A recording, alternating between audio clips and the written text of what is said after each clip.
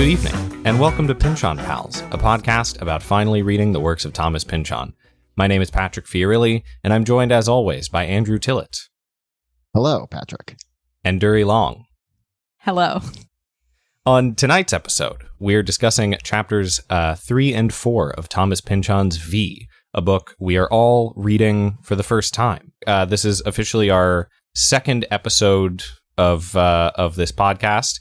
I feel that I should explain that, part of the impetus behind this podcast is that we are hoping to encounter these works with you all, the listeners, and sort of work through these challenging books as we go along. You know, one of the reputations that Thomas Pynchon has is that he is one of these characteristically difficult reads of American postmodernism. And so we figure if we all work through it together, we can have more interesting things to say.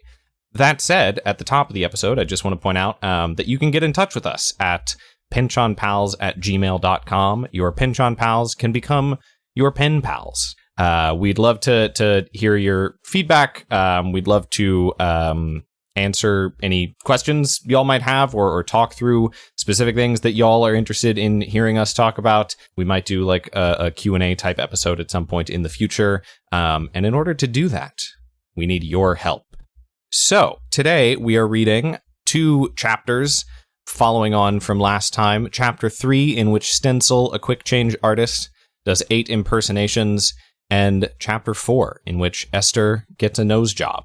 These chapters are, at least one of them, I think, is definitely in the running for densest chapter that we've read so far, and I think we're getting into the Pynchon-esque of all of this. So I'm not going to do a rundown of the entire chapter at the start of this episode, but I will filter those in as we go.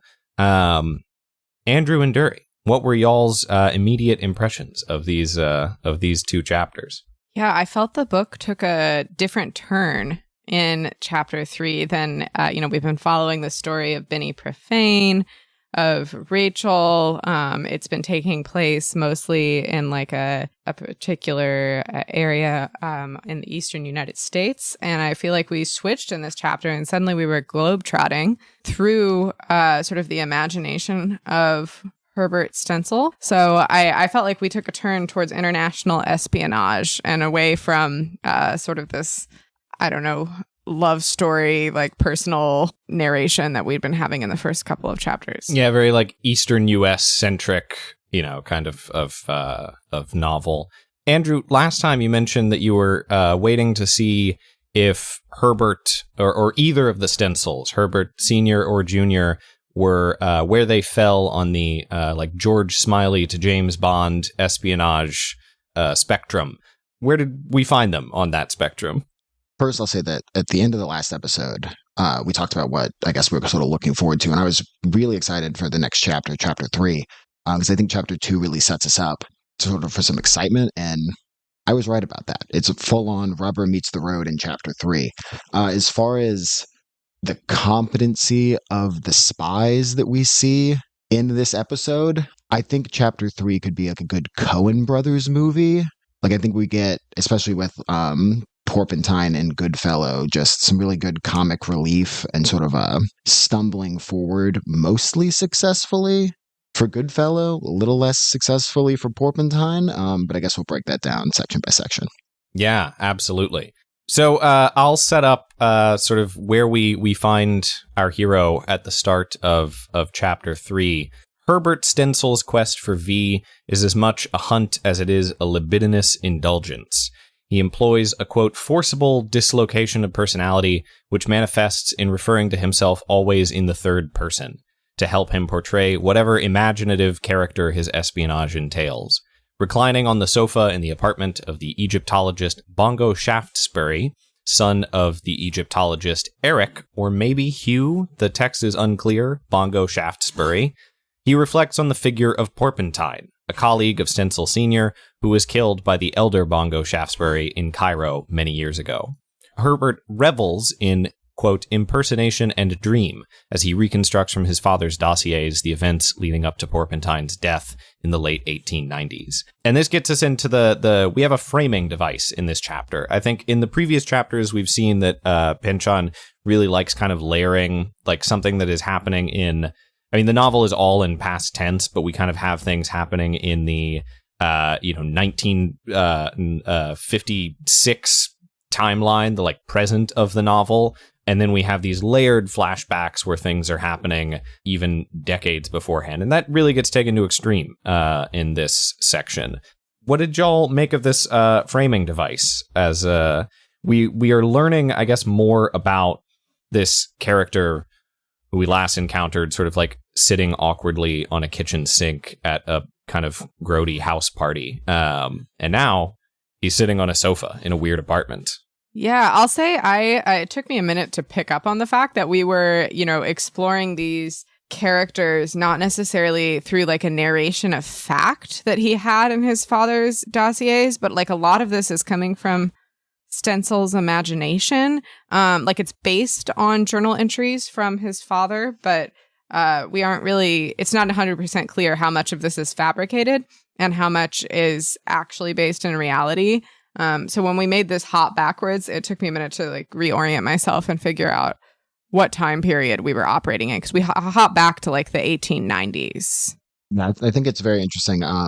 Stensel, instead of, I guess, in his forceful disillusionment, choosing one of the main characters here, we instead see him watch these events unfold over a couple of days through 8 different individuals who are all just random inhabitants of Alexandria and Cairo. So I don't think that helps with the sort of density of this chapter, but it does make for a bunch of good capital C characters. I agree. I also thought it was really interesting that we're getting like interior perspectives from all of these different characters. It's not that they're just like encountering side characters in Alexandria and Cairo. It's that we're like really seeing the backstories of all of these characters and sort of how they perceive the city and how they each perceive like a tiny little slice of these spies, Porpentine and Goodfellow. I think it could show that Stensel knows so little about what's actually happening in these events because they're just coming out of these journal entries, that he's spending most of his time during this sort of daydream thinking about his sort of personal characters' wives, their kids, their crimes in England, and he's not really focusing on the events of Porpentine and Goodfellow.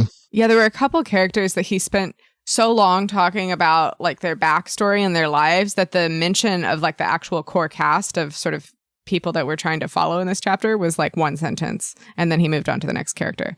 Yeah, I think they're at the same time kind of random characters, but they are also sort of each of them would be background characters in like any other narrative like this. Like I think Pynchon is being really intentional by selecting these characters who are like, you read a detective novel or a spy novel and like the spy gets in a cab or something, and like maybe you get a brief description of like this weird cab driver, and here that cabbie, who I guess this is a carriage driver at the time, but basically the same thing. You get like an interiority of that character in here who would be kind of local flavor, I guess, in a standard kind of novel. And I feel like this is very characteristic of like a postmodern move that Pynchon is making, although it also crops up in like modernist, especially American fiction as well. Like this is the kind of thing that I think Faulkner plays with. This is also the kind of thing that Joyce plays with, for instance, in the Irish tradition. I think also seeing the interiority of all of these characters who all come from a variety of like nationalities and backgrounds. Like some are more like locals, some are sort of colonial visitors, tourists, or like people who have moved there full time from Portugal or England. And so I think we see, I think the interiority of these people from very different kind of international backgrounds sort of sheds light on the international community / international political drama that's unfolding at this present moment in Cairo. Yeah, we get a very like mosaic portrait of a locality where tensions are kind of only ever on the rise. And yet there is this sort of constant flow of like tourism and like cultural imperialism, largely in the places we're located, like through the English, but the French imperial powers sort of keep cropping up as sort of like a looming threat on the horizon. Would we, before we sort of start going into this chapter section by section, do we want to go into what this crisis is? Because it's not explained in the text, and I had to read a Wikipedia page to get some of the proper nouns set into the historical context. I, for one, would appreciate that. I feel like I have pieced together elements of this crisis, but could use a little bit more of an in-depth explanation. Yeah, please go ahead, Andrew. Okay, so this is entirely from my reading a Wikipedia page entitled The Fashoda Incident. But my understanding is that, as we know from our American history classes, in the 1800s, colonial powers, primarily out of Europe, but I guess also the United States, were carving up large sections of Africa to be part of their empires. And there was a plan in the sort of 1870s, 1880s to build a railroad that went from Egypt down to South Africa, modern day South Africa, which would link sort of the northern and southern portions of the British colonial holdings on the continent. And that was sort of expanded to include an east-west railway that would move from, I guess, Western Africa in towards French Somalia, that sort of area. And where those two sections of railroad come together is Fashoda, which we see mentioned plenty of times in this chapter. Yeah, and almost as a kind of like people are whispering it, and like some of the perspective characters that we get like don't have any context for what that means. They're just like, everyone's talking about Fashoda. Fashoda. Like you really get this sonic quality of like it's on everybody's lips, but no one really knows what's going to happen there. Yeah, I mean, I think we see this in a lot of the characters who don't really understand what Fashoda is. And I guess historically speaking, that's pretty accurate because it's just a small town that happens to be at this crossroads. And it's sort of an area of importance because it would become theoretically very large and prestigious if these railroads are built. But so specifically what is happening is that there are contingents of English and French, of the English and French armies that are descending on Fashoda in sort of mid-1898. And there's a lot of tension, especially, I guess, sort of in Europe, that this is going to break out into a full-scale war between colonial powers. I guess to spoil what happened like 130 years ago, they don't go to war.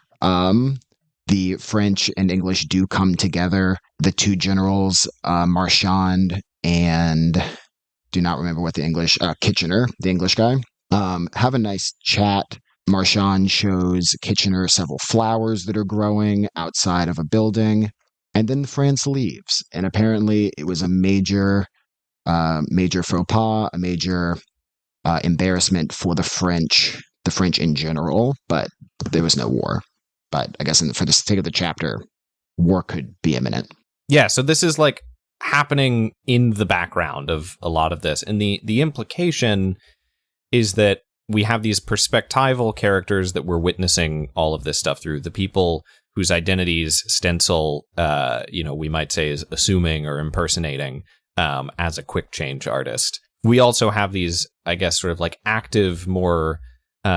It feels weird to break these down as like primary and secondary characters, but we have the reoccurring characters who are all involved in this sort of espionage game who show up across these different chapters, Porpentine among them. And this is, I guess, implied to be kind of what they're in the area ostensibly for, but they also get up to other sorts of shenanigans along the way. So there's Porpentine, who's sort of this red-faced, like very sunburnt fellow. Yeah.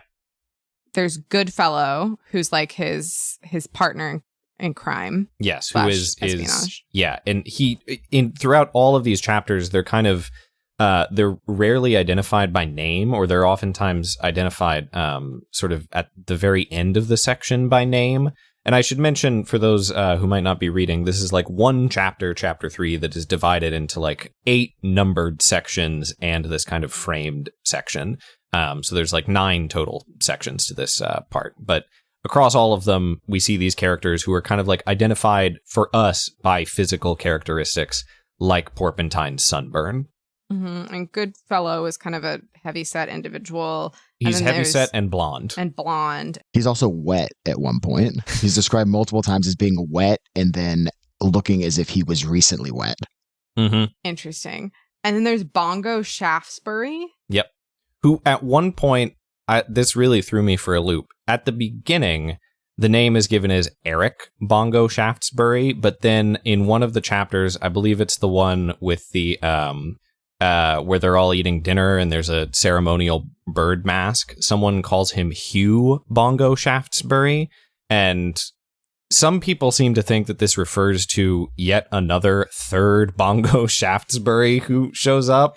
Other people seem to think that it is simply a typo on like Pynchon and the publisher's part. There's actually, interestingly enough, a lot of the American copies of this book are technically unauthorized because the printers that have been reprinting this book for a long time did not actually have the final authorized manuscript that Pynchon wanted. And so it's only like the really, really more recent editions that have like a couple minor corrections that are like omitted in other versions. So depending on which version you're reading, there might be slight variations. And some people think that this is one of those kind of quirks. Or it is an assumed identity that Bongo Shaftesbury is actually named Eric, but is using Hugh while in country, as it were. I do not know how yeah. Imagine having the last name Bongo Shaftesbury and you only change your first name from Eric to Hugh to go undercover. I mean, in that sense, it sounds like a very sort of like Pynchon-esque joke. The one that I find least believable is that there is just another Bongo Shaftesbury running around who is a third unrelated character to the father or the son. So anyways, yes, we have Bongo Shaftesbury, who is another one of our main characters here. And then we have the Wren family. Yeah, Victoria and Mildred. And Alistair. Yeah, father / husband / lover. Yes. Alistair. And Victoria's like 18. Victoria's 18, and her younger sister Mildred, who really likes rocks. She carries around this little fossil with her everywhere. Yeah, don't call it a rock, Patrick. It's a fossil. Excuse me. Yeah, she's like 11 or so, I think. And then we have Lepsius, who is a weird German guy who wears capes and like fake noses and always has these blue tinted sunglasses. And I think that's the whole sick crew, as it were. The whole sick crew back in the late 1890s. Yeah. I have a question. Do you think that Herbert Stencil was just like sitting on the couch and like imagining all these characters, or do you think he was like acting out each of these impersonations? That is I think the use of the term like a quick change artist who is undergoing these is it impersonations or impressions? Impersonation. Yeah. I mean that is a particular verb. To do an impersonation, not just you're like performing like a one-man show in this like apartment, acting out all these different characters. You know, in my mind it was sort of, how do I describe? You know that episode of SpongeBob with the magic box, and Squidward is outside hearing explosions and like gunfire and pirates and robots, and then when he opens the box, SpongeBob and Patrick are just sitting in there like eyes clenched, just making like me sounds to each other. That's what I think is happening. Now, see, you got on my case last time about going through a whole episode of Mad Men, and yet here you are, not Not one episode later, giving us the full rundown of SpongeBob. I think that's a classic episode. It is. It's good. I don't think you're wrong. I think Duri probably has no idea what we're talking about, but that's okay. Duri, how much SpongeBob did you watch growing up? I think this is important if we're going to make dozens of episodes on this book to have a good idea. Contextually, I did not have cable growing up, and so I only ever watched SpongeBob and other such shows that only showed on cable television at my grandma's house, which I visited several times a year. And I wouldn't say SpongeBob was at like the top of my list of like, I must see SpongeBob while I'm at my grandma's house, but I did see a number of episodes over the years at my grandma's. Just not the one with the imagination box. The imagination box sounds vaguely familiar. I'll leave it there. Okay. Yeah. Yeah, I'm not. I did read somewhere. This may have been. I can't stop myself from going on the internet and reading what other people have written about this book, both in like academic sources. I'm going to shout out that I got from the library a companion to V by J. Cary Grant, published by University of Georgia Press. That has been very helpful in like doing contextualizing information, sort of like line by line.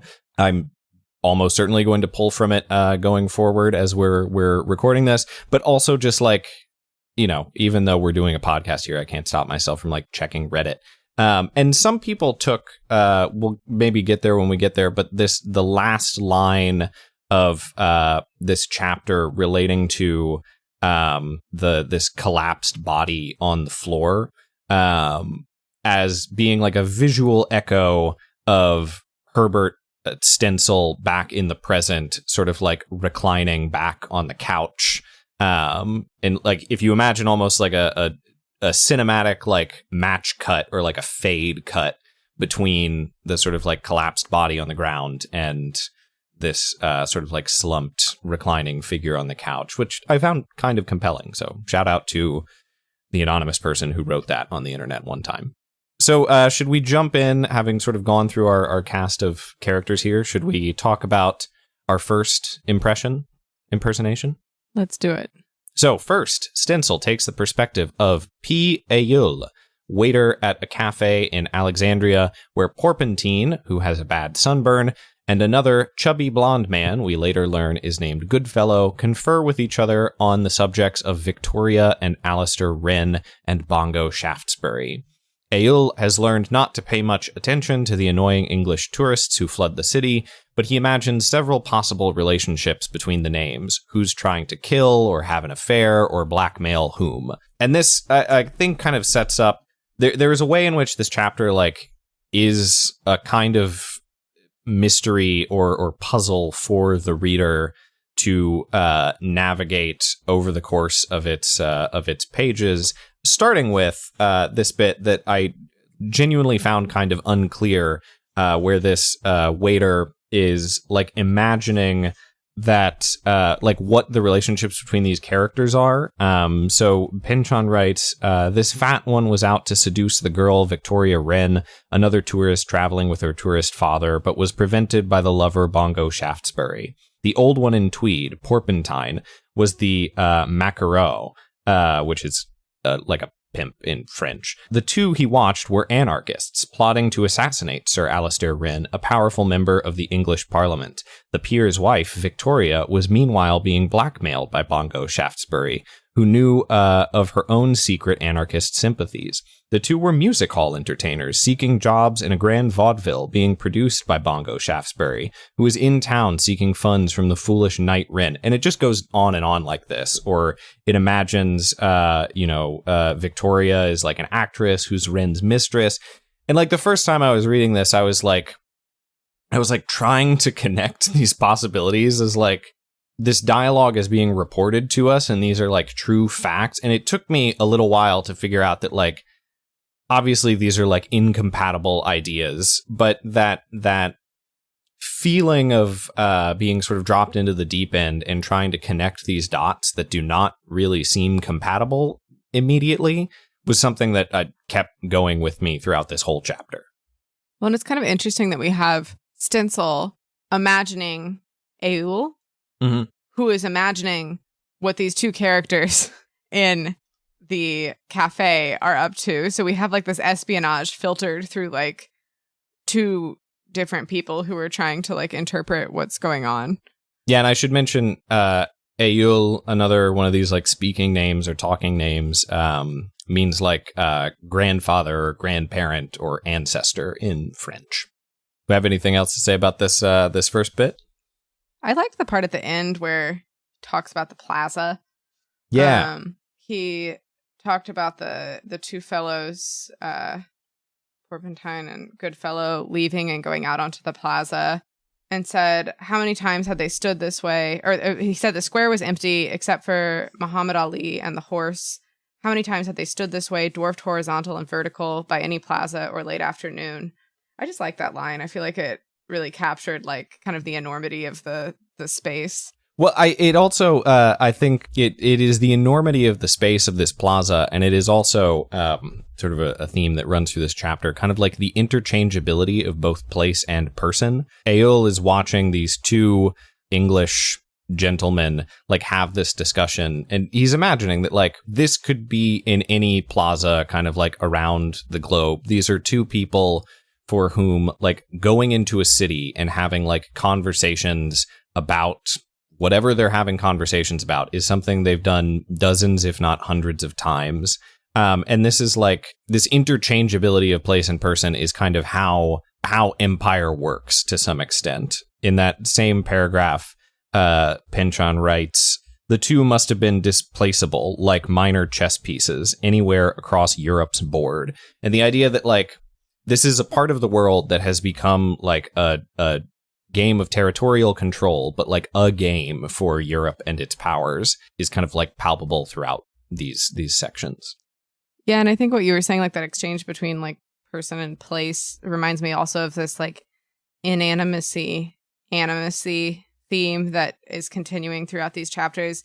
Later in that same paragraph, they say, any statue's face for a reassurance of self-agency and perhaps unhappily self-humanity.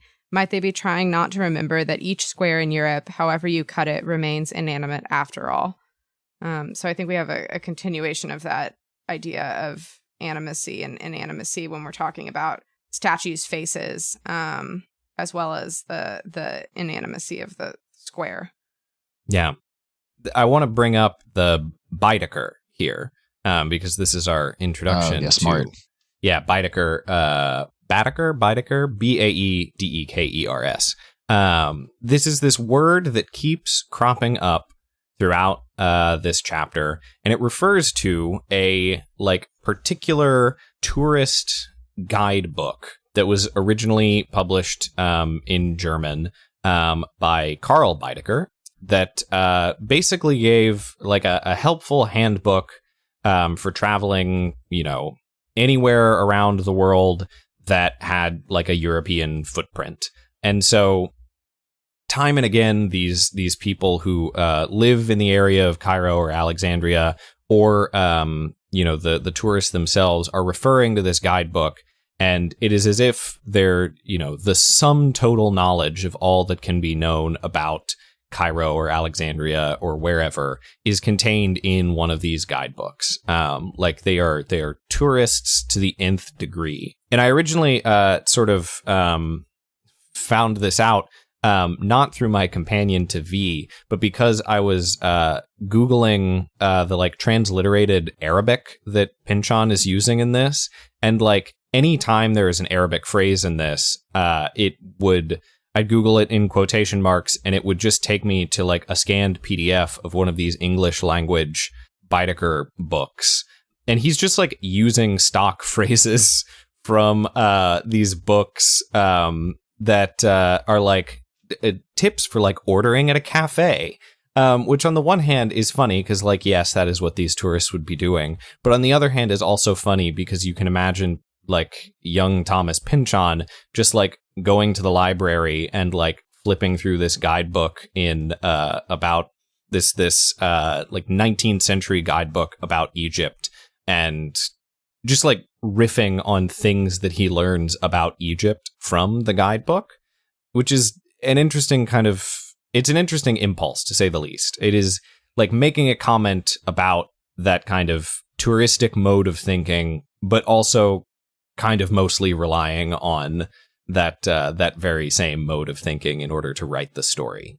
Okay, so right before the sort of extended description of how Aiul thinks everyone knows each other, I guess it's Porpentine. No, that one. Goodfellow yells, "Hot Fingen Kawab Bazukar Ya Waled." That's him quoting? Yeah, this is just literally in the Baedeker text. It means it's like, boy, bring us some coffee with sugar. Like in the text, it tells you how to refer to your waiter or servant as boy. I mean, garçon, please, yeah. Patrick, come on, classic. It is. I have more to say about the relationship to Baedeker and this storyline, but I will save it for later in our discussion. Andrew, what were you going to say earlier? I was actually going to ask about that line, so I'm glad that you brought it up preemptively. The first time I read it, I was under the impression that was Aiul sort of zoning out and getting sort of a chopped up English, like that his English isn't good, and that's what he heard. And I did spend several minutes trying to figure out what that meant in English. Like, if you didn't know English, what that... Yeah, you were just doing like a phonetic transcription of English. Yeah. What English sounds like to people who don't speak English kind of video.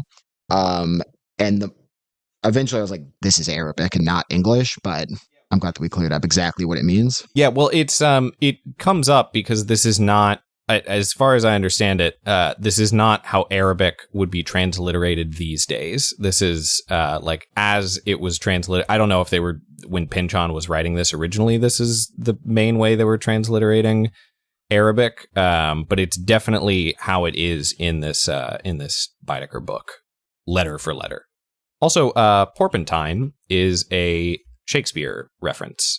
It's an old word for porcupine that it comes up in a speech in Hamlet, I think.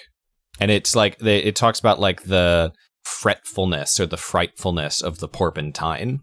So, you know, we can imagine a kind of porcupine-esque quality to this fella here. Shall we move on to the second section? Now let's find out what Yusuf is up to. Yes. At the party. Stenzel impersonates Yusuf, an anarchist employed as a servant for a party at the Austrian consulate. He notices that the political air of the evening is tense, to say the least, and that several of the English he attends look like they are physically capable of extreme violence. We recognize Victoria Wren alongside her sister Mildred. Seated beside them are men we recognize or presume to be Goodfellow, who seems to be flirting with Victoria, Alistair, who seems to be like Victoria's father, and Porpentine, who goes to get drinks and encounters a weirdo with a cape, with blue-tinted glasses and a false nose. And then Porpentine dramatically tumbles down the stairs with all of the drinks and starts smoking a cigarette casually at the bottom of the stairs. Sort of while lying prone. Yeah. Just like pulls out a cigarette, starts puffing. We see this a couple more times, but the running gag of Porpentine falling down and smoking a cigarette is a good one. I guess it happens 3 times in this chapter, although twice in quick succession. My favorite thing about this little section is that Yusuf really likes balloons. He's sort of come here as like wait staff for this event, and he's an anarchist, and it says Yusuf, believing that an anarchist or devotee of annihilation must have some childhood memory to be nostalgic about by way of balance, loved balloons. And he just like continually sort of returns to balloons as like comforting imagery throughout the chapter. When the vibe is off or bad things are happening, he like calls back to his happy imagery of balloons. Yeah, so comforting he finds them that when Victoria walks by, his immediate thought is a balloon girl, which like is kind of like it's a really indeterminate phrase. Like you can imagine calling someone sort of balloon shaped physically, I suppose, but it's also this I feel like in the way that these balloons are characterized as like a sort of like innocent, childlike fixation. This is like an immediately magnetic and attractive woman who calls to mind, and whoever looks at her, like whatever it is they find most appealing and comforting. Or, she maybe physically resembles something that has been inflated a little bit. I have no idea. I definitely took it, I guess, the physical inflation route, given that we've already seen Yusuf looking extensively at cleavage a little bit higher up on the page. So True. I took it. She could also be like walking like a balloon. Like he talks a little bit about how she hardly seems to touch the waxed mirror beneath. I didn't know if that was referring to the floor, but it seemed almost like she was like maybe moving with a balloon-like quality, kind of floating. Yeah, I think that must be the floor, that it's been like, it's really, really polished wood that like, I don't know. I've never been to like a gala or like a ball or something, but I can imagine like the floor of the ballroom being like very polished and having like a reflective quality. I'm not like super up to date on women's fashion in the late 1890s, but it's possible her dress was also a bit balloon-like. Sure. Yeah, could be. One way or another, a balloon girl. This girl is akin to a balloon. I think that's what Yusuf concludes. That's what we must conclude. Yeah. So in this section, we meet. Well, I guess we can start with the sister of the balloon girl, the rock girl. So that's, I guess, a fun dichotomy. Mildred, the younger sister of Victoria, has a rock that she's just really into. A fossil. I thought it was a fossil. Yeah, she's fond of rocks and fossils. What is it, trilobite fossil? Yeah, it says rocks in here, y'all. I was not off base. Yes, but it is a trilobite fossil, and she likes to produce. She carries it around in her purse, and shows it off to people. I relate to Mildred. I liked rocks a lot as a kid. Rocks are cool, and fossils are even cooler. I think we can come out as pro-fossil on this pod. Yeah, for sure. Mildred is like an interesting addition to this posse, I think, where she, as like a personage, emphasizes that we're not just in the realm of sort of like spy fiction in sort of like a snobbish high society, but we're also just like at resorts where people go with their families, and like, yeah, this is like a fancy evening at the Austrian consulate, but there's also like an 11-year-old here who's like parading around a fossil to show people.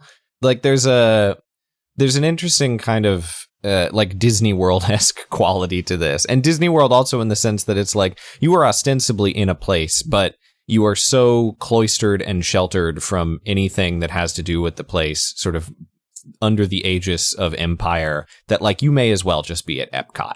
Yeah, I think they even describe later on there's a beer garden that comes up, and they describe it as being like just like the beer gardens that are in Germany. It's supposed to be like a little piece of home amidst the tropics of Cairo. So I definitely think there's part of that kind of like cloistered resort feel of, oh, we're going to, the British are going to experience Egypt, but also we stay within our cloistered little area with the other tourists, and we follow the guidebook. Yeah, this is it's like the White Lotus of its time.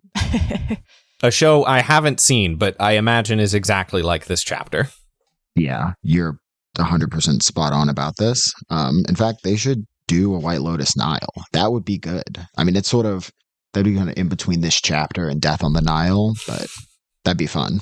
There's a good part of this section where the person we find out in like 2 sections from now, or the next section, Lepsius, is sort of poking out behind a pillar, watching everything occur. And then while Porpentine is getting some drinks, he comes up behind him and puts his hand on his shoulder. Yusuf, the bartender, notices how quickly tense and sort of ready for violence Porpentine is, and sort of compliments him. He's like, he's still got it, even though he's like in his mid-40s, while Yusuf is, a teenager, like 18. Yeah, and so he talks complimentarily of Porpentine for being like built like a street fighter, and he calls him another street fighter because just a bit before that, he talks about, as he's handing a drink to Victoria, the balloon girl, an older man, solidly built, hair gone gray, looking like a professional street brawler in evening dress, joined her at the stairs. Victoria, he rumbled. And this is like presumably Alistair, although initially I thought it was Goodfellow, because like I had not clued in to Goodfellow is always like blonde or wet or kind of overweight, but presumably this is Alistair. And so like Yusuf, it's kind of a funny image where Yusuf is just like looking around, and like he's of course an anarchist, and he's like, you know, going around the room and he's being like, there's like a lot of people who are or could be like professional killers in this room, in as much as this is like a pleasant night at the consulate where like we're bringing our families to like have some champagne, and like Yusuf is serving these people the champagne. He's also just going around like, yeah, if all these dudes are like, half of them just decided to throw down at some point, like be a good show. Yeah, did I interpret correctly that like Yusuf is here not just to be a waiter, but he's been sort of sent by the anarchists to kind of check out what's going on this evening? Or like he mentions that he's sort of always on the lookout for opportunities to sow chaos. Yeah. And I kind of interpreted this as like Yusuf showed up here looking for an opportunity to sow chaos and was like, actually, I feel like there's enough chaos agents making this happen already. I'm just going to watch it play out. Yeah, I think that's exactly right. Yeah, I thought it was kind of unclear whether this was, I guess, a full-on casing of the joint, like he's like fully undercover with the intention of imminent action, or if he's, you know, here working and is an anarchist and was just kind of like, you could do this thing, like we could blow this place up, but without sort of any inkling of a real plan. I did want to sort of mention before, going back to the Lepsius Porpentine exchange, there's a quote a little bit earlier, I'm not really sure what page this part happens on. How, Yusuf wondered, can two men joke like that and tomorrow be enemies? Perhaps they'd been enemies yesterday. He decided public servants weren't human. Throughout this whole section, we see, well, I guess we don't know at this point, but we find out soon that Lepsius and Porpentine / Goodfellow are on opposite sides of this Fashoda conflict. But we do see in some of these other sections, they still have to use all of the same infrastructure as each other. So they're like they're on the train later from Alexandria to Cairo, just in separate cars. And they even get in a fight and then have to then be polite to each other soon after. And I mean, we've already mentioned a beer garden, but we see them both at the German beer garden, because I guess in Cairo, there's one German beer garden. And so you like friends and enemies alike have to go there at night. Yeah. This is where we get introduced to sort of like through Yusuf, our first perspective character who is like extremely politically cognizant. As an anarchist, you know, Pynchon writes, tonight the political situation was hopeful. Sirdar Kitchener, Sirdar is a commander in the Anglo-Egyptian army, I learned. England's newest colonial hero was recently victorious at Khartoum, and now some 400 miles further down the White Nile, foraging about in the jungle. A General Marchand was also rumored in the vicinity. So, like, if you are unaware of sort of like the political situation going into this chapter, this is the place where Pynchon is kind of like introducing some of these names to you through this character who, like, interestingly enough, is not like a higher up in some diplomatic organization or anything, but is a guy who is serving drinks to these people while also harboring like secret radical political motives. Do we want to talk about Porpentine's fall? Let's talk about Porpentine's fall. Yeah, so he orders 5 drinks from Yusuf and then has this exchange. He orders 5 drinks in Arabic. Got to give him credit. That's fair. He orders in Arabic and also holds up 5 fingers just to, like, you know, he's here for the culture. He orders specifically Chablis punch, which seems to be some kind of wine punch, but great for the future cookbook in the cocktail section. Yeah, that's true. We do get a lot of cocktails and other beverages. I'm gonna pull out my cookbook list right here. Yeah, the Chablis punch. Anyway, so he orders this Chablis punch, and then I think like shortly either before or after that, he has this exchange with the fellow with the spectacles and the cape. And then he just like promptly tumbles down the flight of stairs and drops all of the drinks on the way, lands at the bottom, pulls out his cigarette and smokes a cigarette while laying prone at the bottom of the stairs.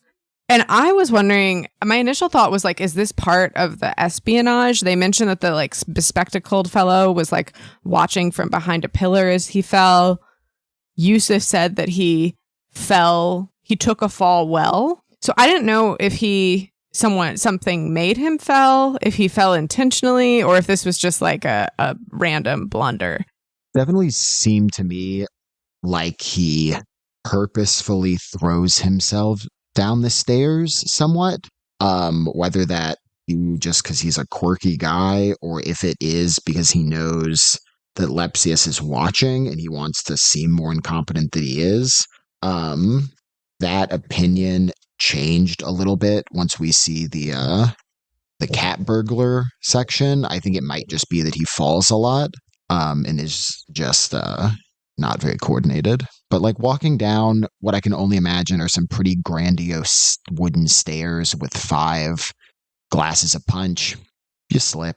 We've already seen that the floor is very well waxed. Yeah, that's true. Yeah, I assumed that it was, I read the line Yusuf noted he knew how to take falls as being like, you would say that about like a Hollywood stuntman who like, you know, there's a technique to making rolling down the stairs look good and convincing, but also be more or less safe.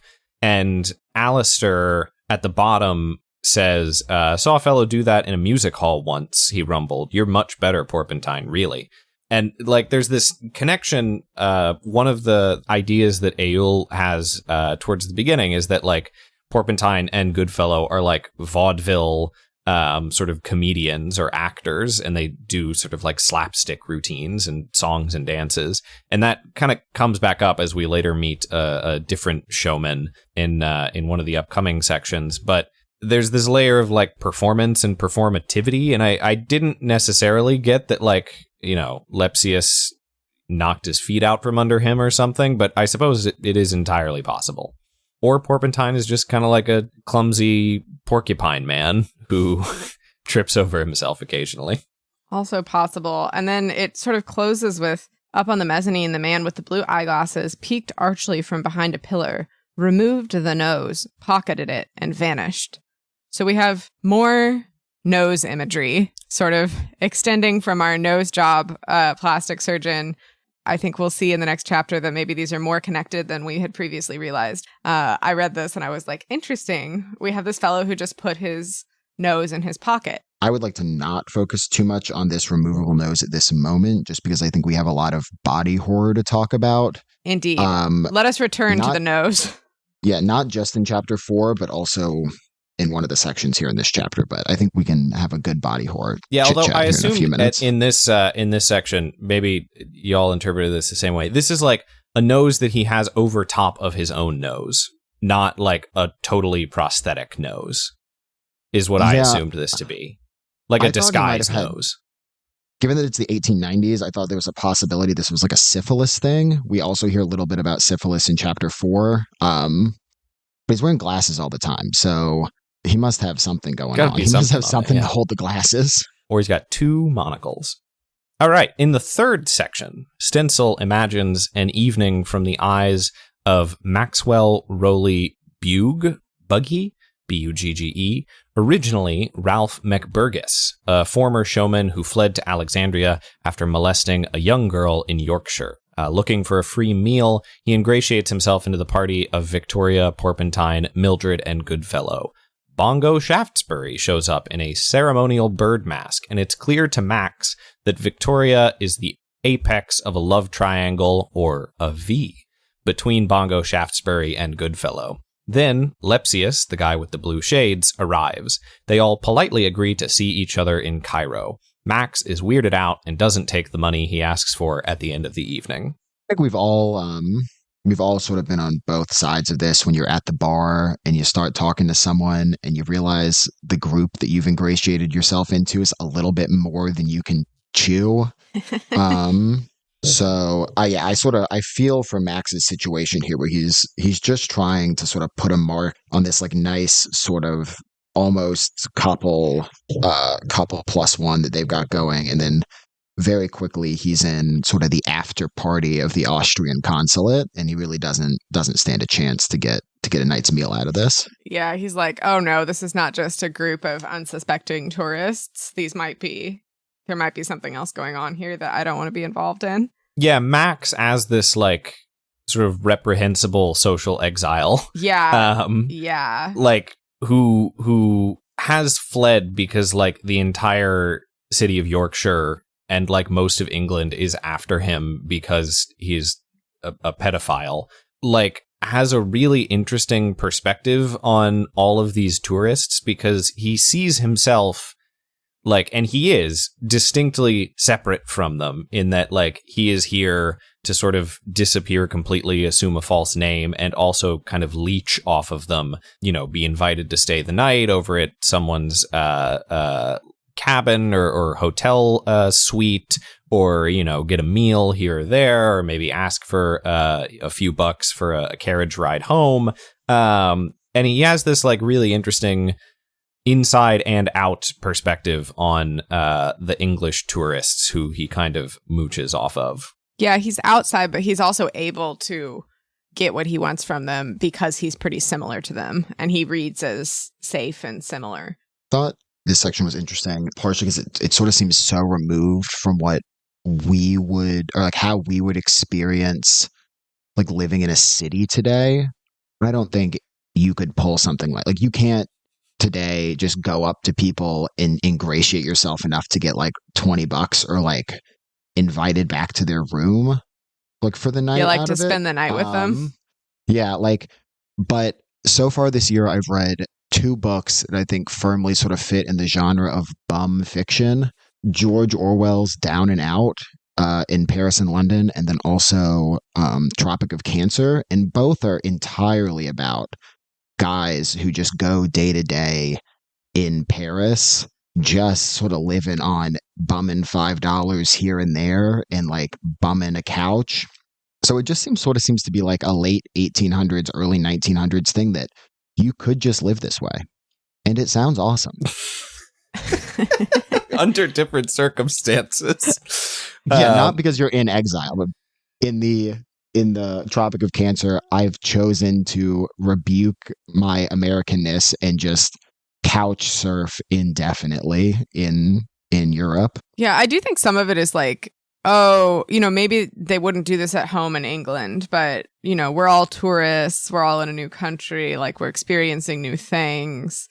I do feel like there might be more of an openness to chat with new people, accept new people into your place. I mean, amidst these meditative reflections on where he went wrong, and also how much this like poor little girl was kind of like asking for it, like there's some really heavy, dark stuff in this section. You know, questions like Alice, the ruin of Ralph McBurgess, who knew what any of them wanted. He also has these thoughts like how he had come to Alexandria, where he would go on leaving. Little of that could matter to any tourist. He was that sort of vagrant who exists, though unwillingly, entirely within the Baedeker world. Baedeker again. As much a feature of the topography as any other automata, waiters, porters, cabmen, clerks, taken for granted. Wherever he was about his business, cadging meals, drinks, or lodging, a temporary covenant would come into effect between Max and his touch, by which Max was defined as a well-off fellow tourist temporarily embarrassed by a malfunction in Cook's machinery. And Cook here, I did some digging, refers to Thomas Cook, who was a founder of like a famous travel agency at the time, back when like at the founding of travel agencies like as an industry. So he's able to sort of like pass himself off as like, I am good for it. And you can tell I am good for it because I am well dressed and have a groomed mustache and am English. But like, unfortunately, like, you know, my bag that had some of my emergency funds in it was lost. You know how it goes when you're like out here so far away from quote unquote civilization. Can you spot me $20 or whatever? And the way that he like there's a thing I think Pynchon is doing here where like we have these other perspective characters who are these cab drivers and clerks and personal servants.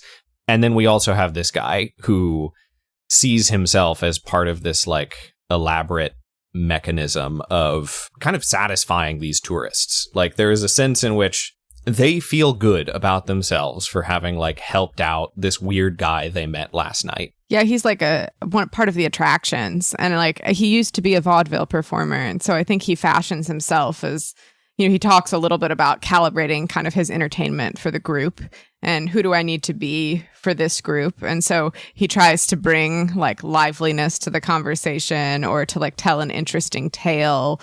But he was having trouble doing that with this group because they weren't talking about any of the stuff that regular tourists talk about. They weren't talking about, you know, the sights that they saw or the things that they did or the pyramids. They were, you know, talking about some of these stranger, like international politics, espionage. They like just kept talking about Kitchener and Marchand and yeah, Fashoda. Just like weird conversations. And then he was talking, I forget which one of them, but one I of them. can't make any jokes about Fashoda. I have nothing to say about that. Yeah, like one of them was talking a lot also, and he was like, there's nothing for me to contribute here. I can't even tell one of my yarns because he's already, you know, taken up all the time. So I think he was kind of stunted by this group and didn't know what he could offer them as an entertainer, quote unquote.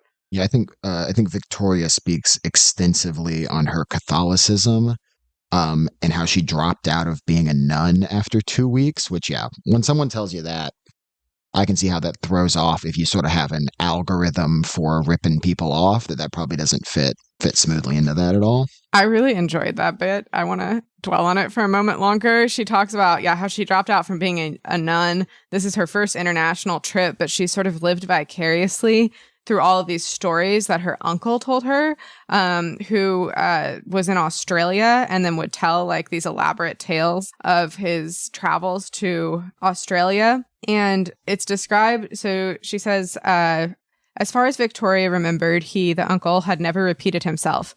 More important, perhaps, she was given enough material to evolve between visits, a private back of beyond, a colonial doll's world she could play with and within constantly, developing, exploring, manipulating, especially during Mass. For here was the stage or dramatic field already prepared, serviceable to a seed-time fancy. So it came about that God wore a wide-awake hat and fought skirmishes with an aboriginal Satan out at the antipodes of the firmament in the name and for the safekeeping of any Victoria.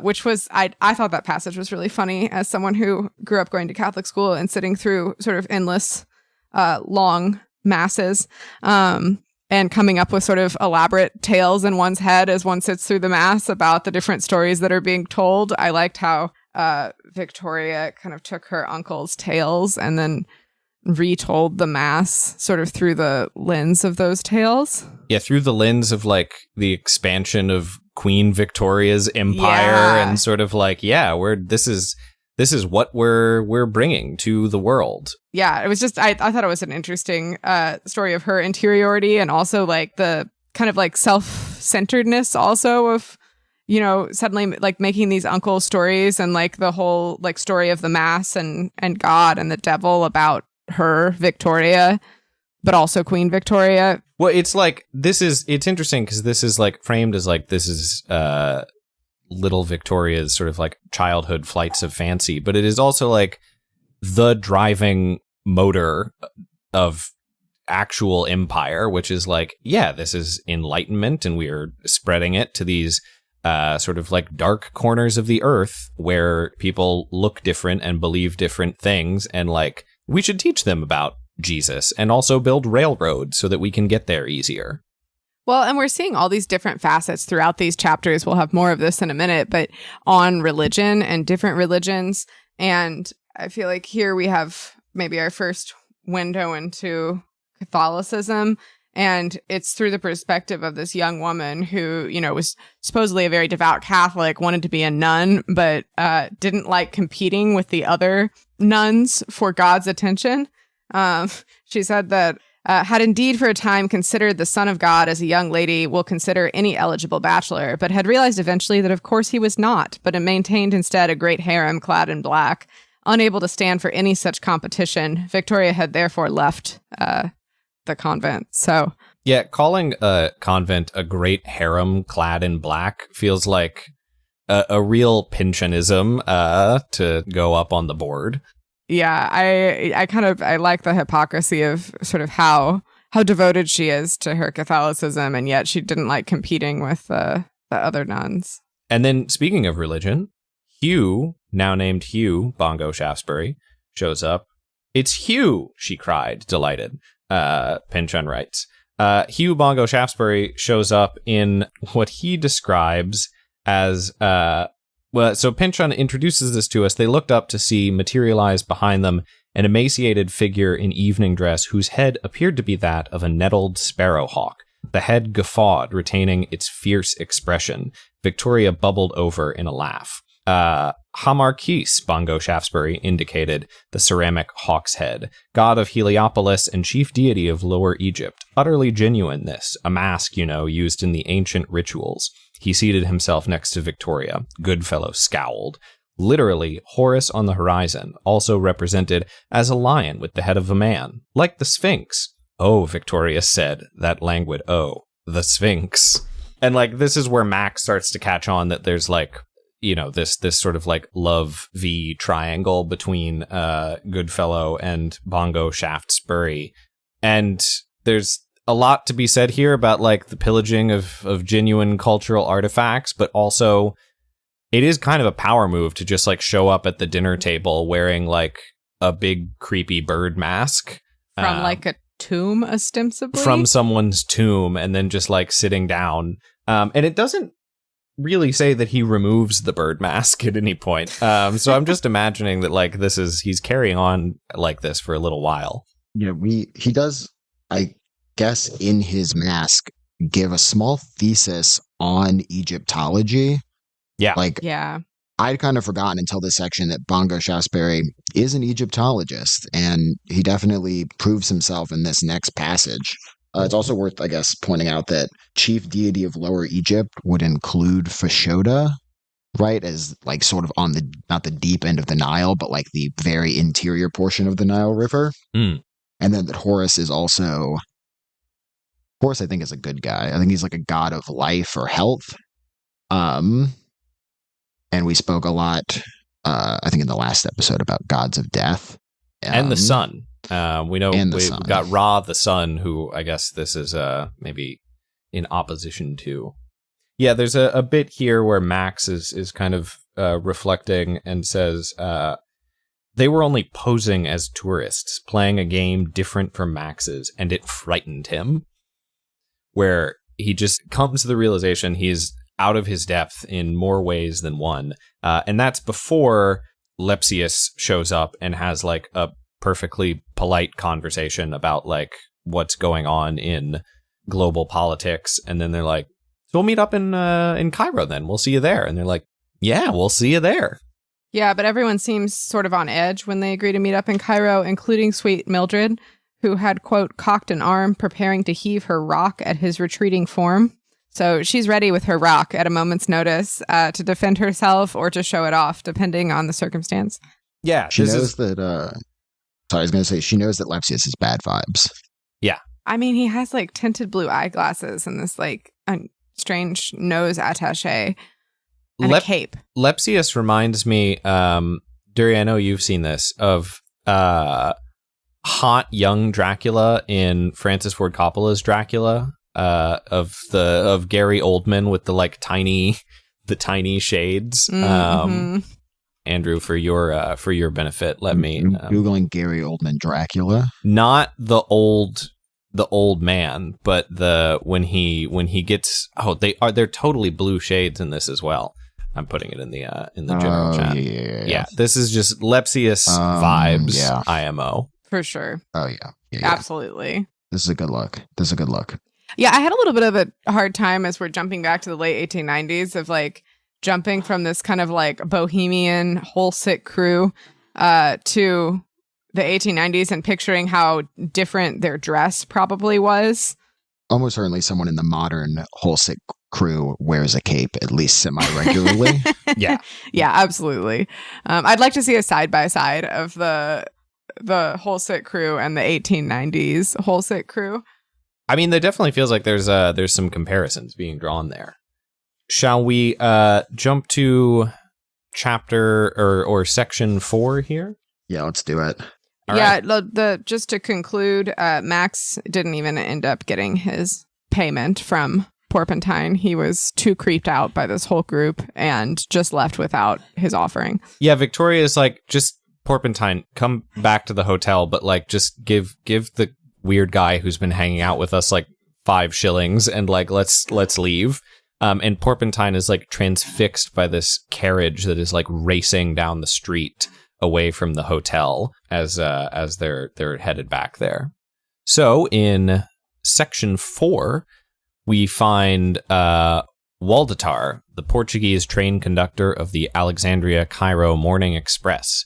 He reflects on his wife, his children, and on the 3rd book of Maccabees, which sees Pharaoh Ptolemy Philopator condemning the Jewish population of Alexandria to death by drunken elephants, who, by the grace of God, instead turn on Ptolemy's soldiers and the spectators lining the hippodrome.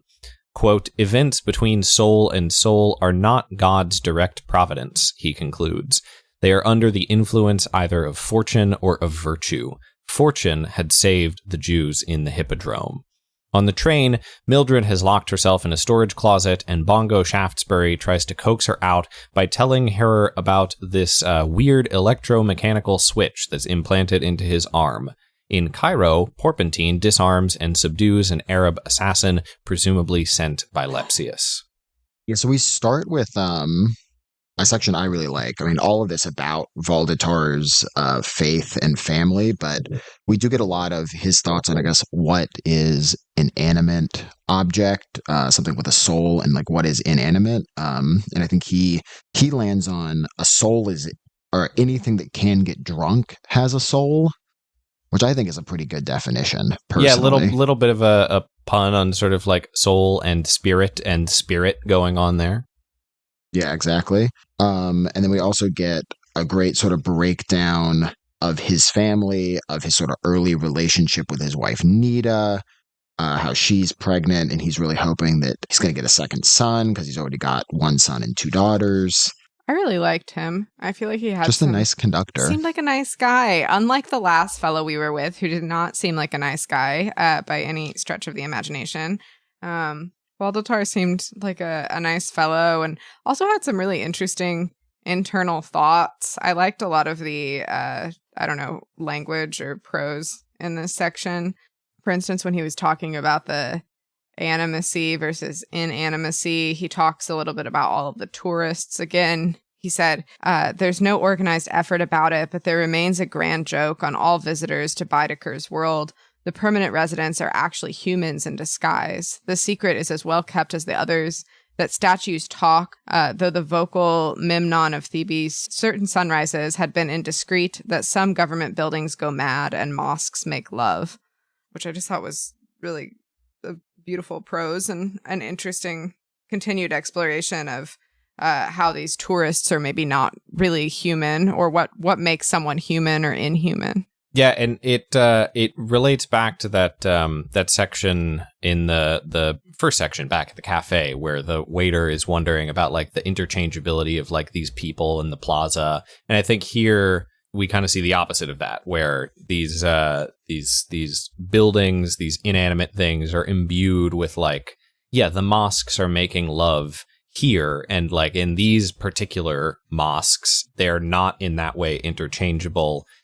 Even in as much as, some of these folks might be trying to think of them that way.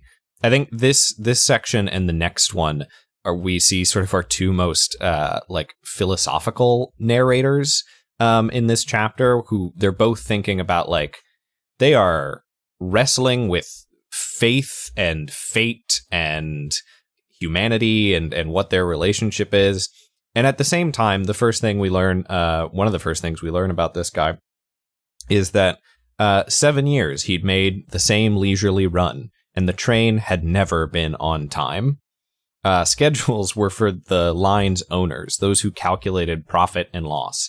The train itself ran on a different clock, its own, which no human could read.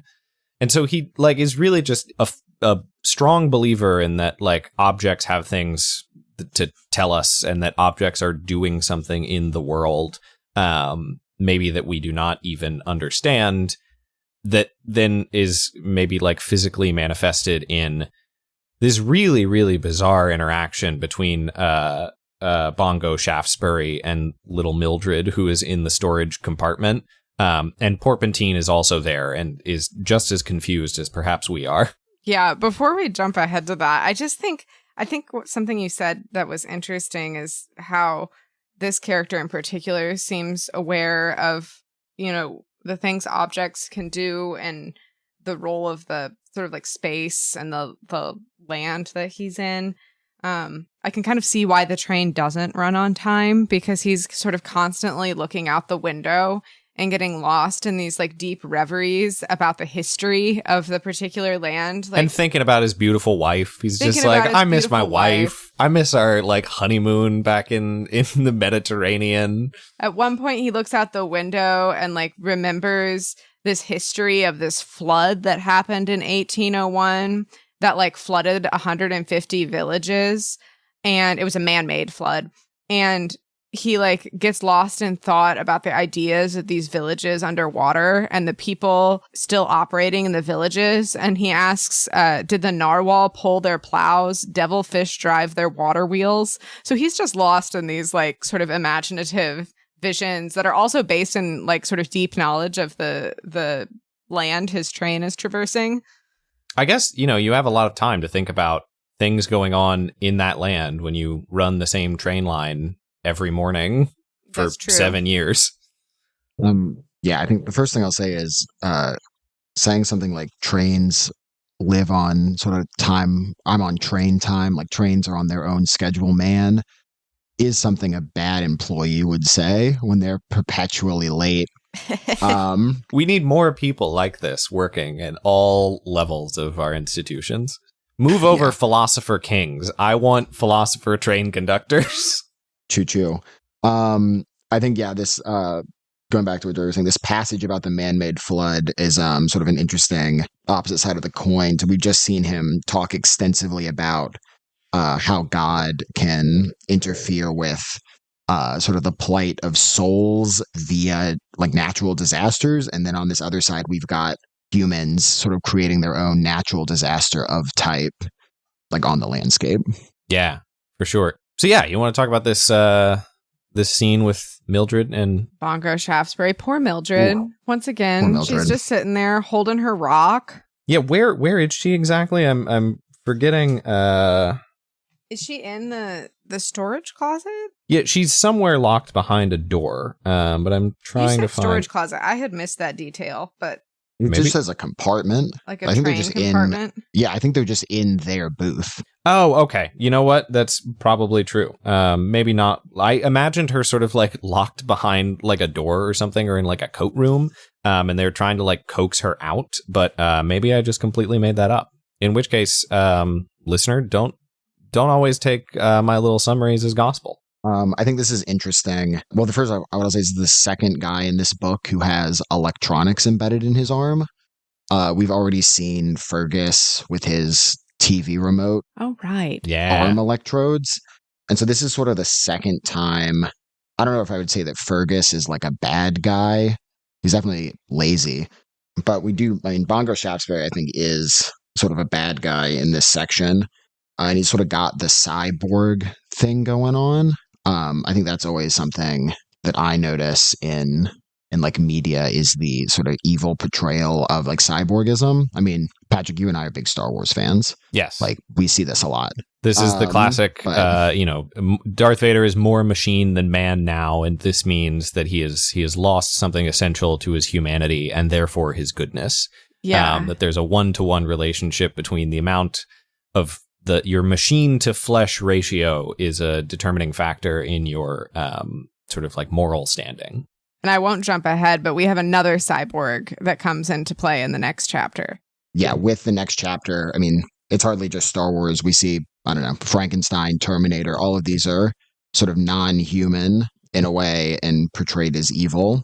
It's interesting that we've now seen that twice. And then with, the stuff we see in the next chapter, it's definitely a motif that is reoccurring. Yeah, so I just want to like focus on this image a little bit, because when I was reading it, I had to go back and reread it and make sure the text was saying what I thought it said, because it feels like it is an image to some extent out of a different kind of story or book. Yeah, it feels like a sci-fi story suddenly. Yeah, so they're in this compartment, not a storage closet. Have you ever played with a clockwork doll? The man insisted. This is Bongo Shaftesbury, the voice muffled through the door. A doll which does everything perfectly because of the machinery inside. Walks, sings, jumps, rope. Real little boys and girls, cry, act sullen, won't behave. His hands lay perfectly still, long and starved nervous, one on each knee. Bongo Shaftesbury, the other began. Bongo Shaftesbury waved him off, irritated. Come. May I show you a mechanical doll? An electromechanical doll? Have you one? She was frightened. Waldetar thought, with an onrush of sympathy, seeing his own girls. Damn some of these English. Have you one with you? I am one, Bongo Shaftesbury smiled, and pushed back the sleeve of his coat to remove a cufflink.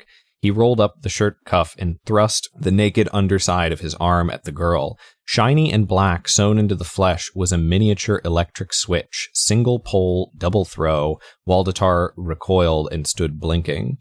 Thin silver wires ran from its terminals up the arm, disappearing under the sleeve. You see, Mildred, these wires run into my brain. When the switch is closed like this, I act the way I do now. When it is thrown the other, Papa, the girl cried.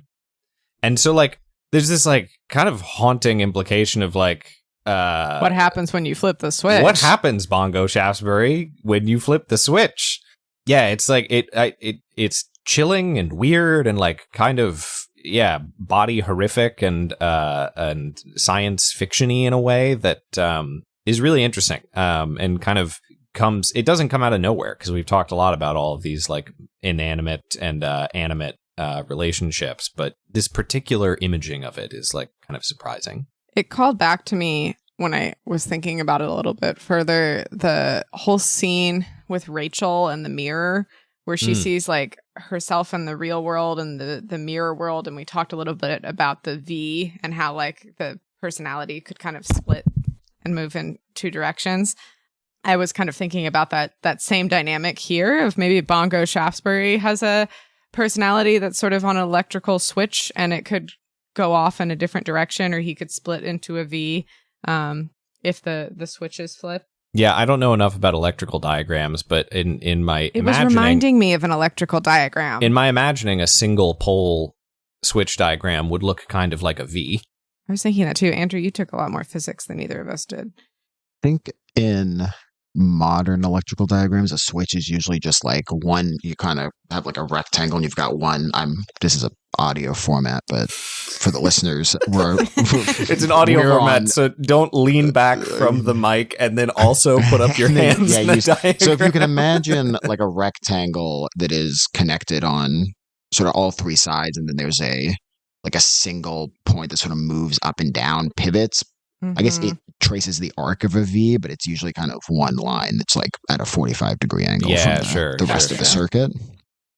That makes sense to me. Then Bongo Shaftesbury just starts saying weird things. Porpentine is why are you're scaring this child? You're acting really weird. And Bongo Shaftesbury says, someday I will catch you off guard. And then the moment you forget yourself enough to admit another's humanity, see him as a person and not a symbol, then perhaps, what is humanity? That's Porpentine talking. And then Bongo Shaftesbury replies, you asked the obvious, haha. Humanity is something to destroy. Which is this, if we had any suspicions that Bongo Shaftesbury, at least in this sort of imaginative recollection, wasn't a weird bad guy, now we know he is also intent on destroying this thing called humanity. Yeah, and why are they cornering this poor small girl in this car to show her his weird cyborg arm? It's a good question. I mean, maybe this is what happens when you get bored on a early morning train, and you're kind of in love with this girl's older sister, and you've run out of things to talk about. This is before we could just give Mildred an iPad and she was do our own perfectly thing the rest happy of the with her time. rock. Yeah, they're trying to give her the equivalent of an iPad, which is this mechanical man named Eric or Hugh Bongo Shaftesbury. But all she wanted was to look at her fossil. Yeah. Hey, you know what a fossil is? I'm thinking through this. It's kind of a stencil. Or like the opposite of a stencil. Sure, Patrick. Yeah. And, you know, anything? Why, before are we done with this section here? I mean, not this whole section. There's still a fight that we haven't talked about. Oh, yes, of course. There's a fight that we have to talk about. Yeah, there's a fight. It's kind of like over before you know it, where they get off the train. Yeah, so Mildred flees with her rock. She's like, these guys are scary. I'm going to leave with my fossil. And she's right. Yeah, It was a good instinct. Valdatar, continuing on his rounds, gets towards the back of the train where he sees Goodfellow. Yes? No. Porpentine. Porpentine and an unnamed Arab who Valdatar had seen earlier speaking to Lepsius get into a fight, and then he's sort of so taken aback that he doesn't, Valdatar, have much chance to interact before Goodfellow. Yeah, Goodfellow is sort of like struggling with this assassin, and then Porpentine, who we know has like sort of a street brawler's physique, kicks the assassin in the throat and disarms him because he has a pistol. And then he sort of bribes Valdatar to help him, and they basically drag the individual that was beat up into a compartment and say that he's sick and leave him there for someone else to take care of. Yeah, and this is some James Bond shit of just like fight on a train, and then you just drag the guy that you kicked in the throat unconscious like back into a business class compartment, and you're just like, he'll sleep it off. Then he just gets thrown off at the next stop, and then Valdatar says that he sees him conversing once again with Lepsius, like on the platform, I guess, before the train continues on to Cairo. Yeah. Shall we jump to Cairo, or would it be worth taking a break at this juncture? Take a short break. I think let's take a short break. We have a 19-year-old dog we should feed real quick. We will be right back.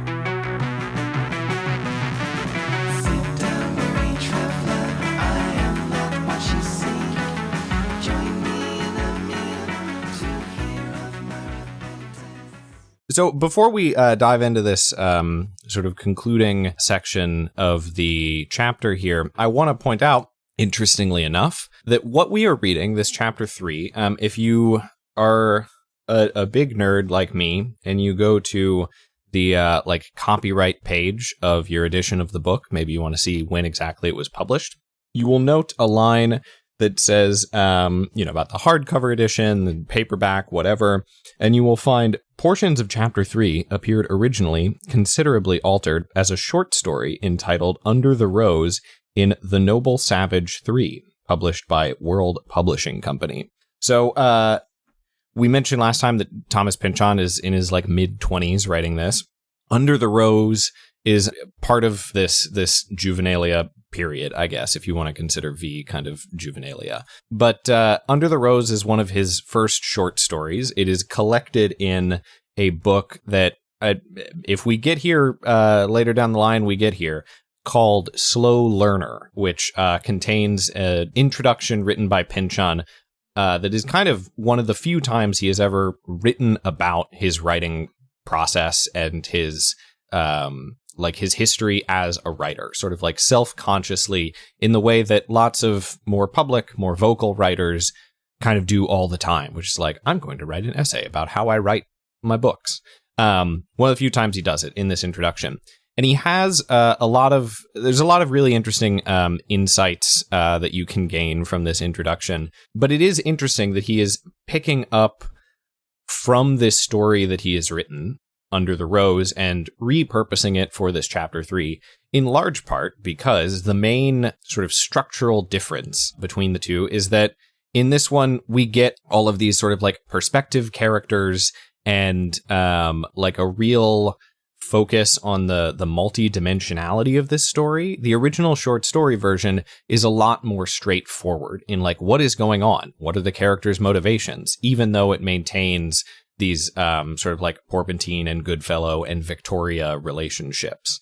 And I think he talks about this in the introduction to this short story collection, that like this is one of the things that like he tried to do as he like grew as a writer. And another thing that he tried to do as a writer is not just sort of like go into a library and find an encyclopedia or nonfiction book and basically just crib all of the details about a place he has never been from the encyclopedia or from like a singular source. And he was kind of like very self-consciously trying to write all of these characters talking about their Baedeker books, because he knew that's exactly what he was doing, is getting all of the information about 19th century Cairo from one of these guidebooks. And he has since tried to sort of like tamp down on that a little bit, or at the very least work further afield with some of his influences and whatnot. He also says it's interesting stuff, like he used to just like go to a thesaurus and like write down words that he found interesting and like try his absolute best to figure out a way to use that word in a story or in a novel. And he's like, that wasn't good advice either. I shouldn't have done that. It made for a lot of really bad writing. So he's like very kind of self-conscious and a little self-deprecating. But for those of you who are reading along or want like a little additional homework, it is well worth tracking down this the Introduction to Slow Learner, or maybe the original version of this story. I was wondering where all of his vocabulary terms were coming from, because some of these words, I was like, did he already know these words, or did he look up like a really obscure synonym for the word purse? Oh yeah, what is the obscure? I was trying to remember what that was. It starts with an R. Yeah, it's reticule. Reticule, yeah. Yes, a reticule. Do people just know these things, or was he looking for obscure words? But now I know, I guess he was keeping a list of really good words that he wanted to incorporate. I feel like some of them are kind of fun. Yeah, I think like by this point he had kind of figured out maybe a little bit more how to use them effectively.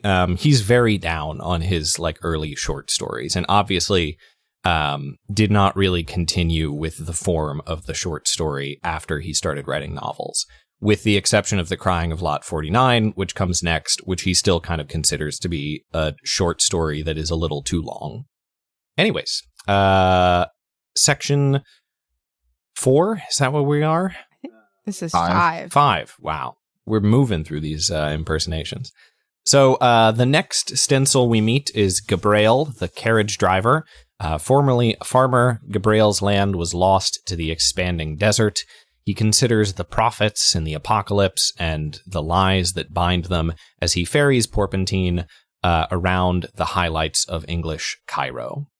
So I thought was interesting leading into this chapter, just at the end of the last, or leading into the section at the end of the last section, Baedeker has this sort of yet another reverie looking out the window, thinking about Cairo, and he describes it, which I think is important because it leads into what's going on in this section.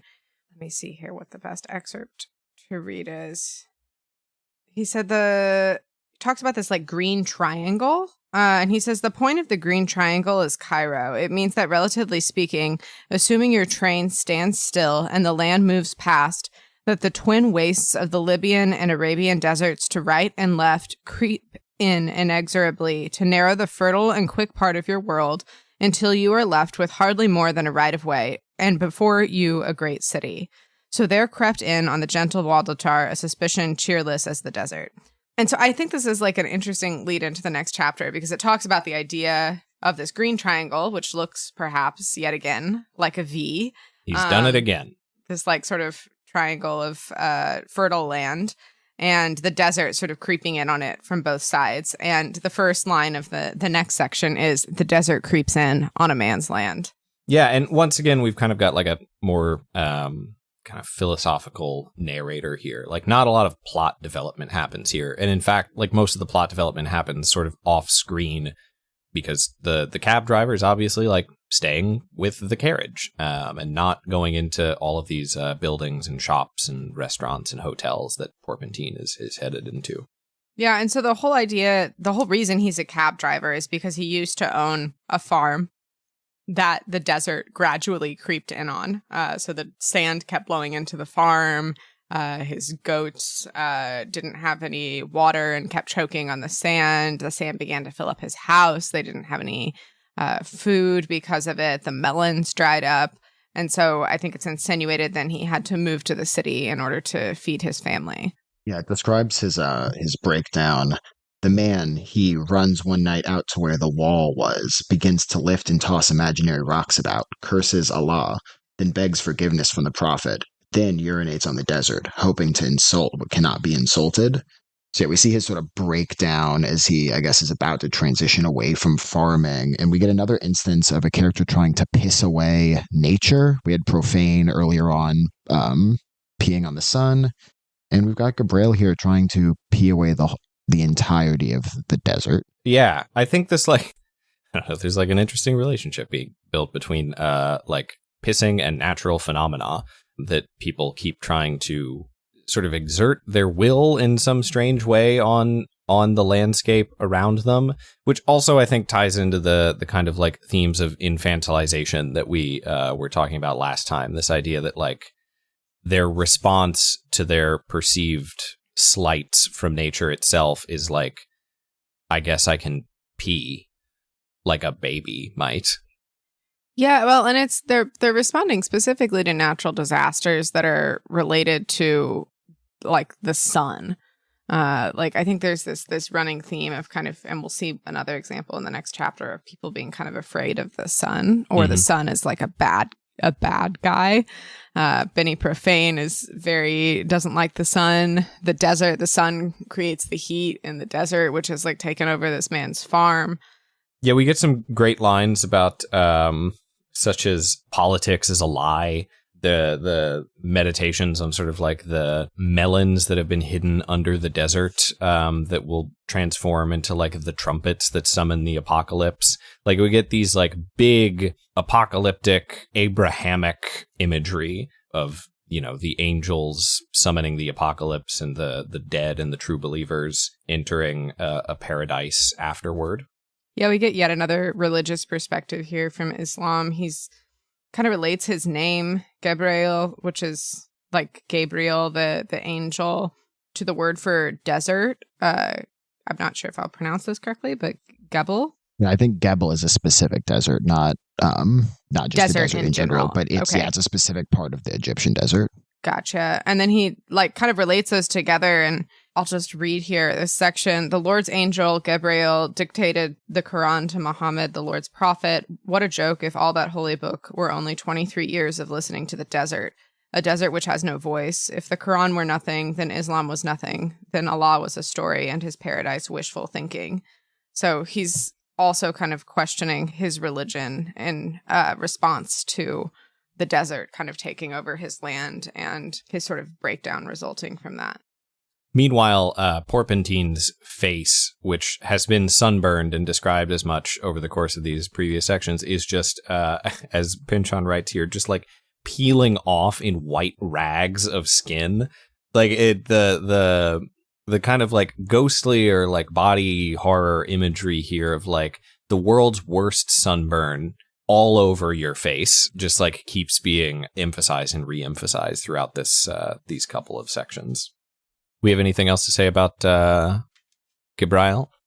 Let's move on to Girgis. Actually, I did have one more thing to say here, which is that part of Gabriel's like reaction to both the apocalypse and also the political apocalypse is kind of reminiscent of the like extremely online political weirdos of the like nothing ever happens framework. It's like a really popular slogan on like 4chan and Reddit and other political in a certain way places on the internet, which is that like there's a media ecosystem that is convincing you that like there are many atrocities and bad things and like things are getting worse in many ways. But if you take like a nihilistic perspective, then like all of this is hype and nothing ever actually happens in like geopolitics. And this is, of course, like a bad way of thinking about the world and like political reality and materiality, but it is clearly seductive to a certain kind of person, or it is seductive to a certain kind of apathy about the historical or political order of things. And in this case, it's like sharpened to a kind of world historical perception where it all just becomes a nothingness desert, more so than like an outright apocalypse, as you might be led to believe. Did we mention how Gabriel is related to our band of characters that we've been following? The cab driver. Yes. Yeah, and picks them up from Hotel Victoria, which is where they're staying. So he picks Victoria up from Hotel Victoria. That's all. Just wanted to highlight that.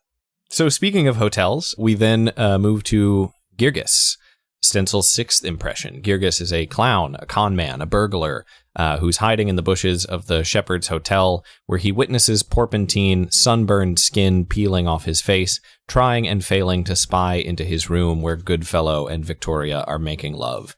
Hearing Girgis approach, Porpentine figures it must be Bongo Shaftesbury come to kill him. This is a really great section. This is possibly my favorite section. I love the idea that Girgis just kind of every night goes out on the town and does a little bit of cat burglary.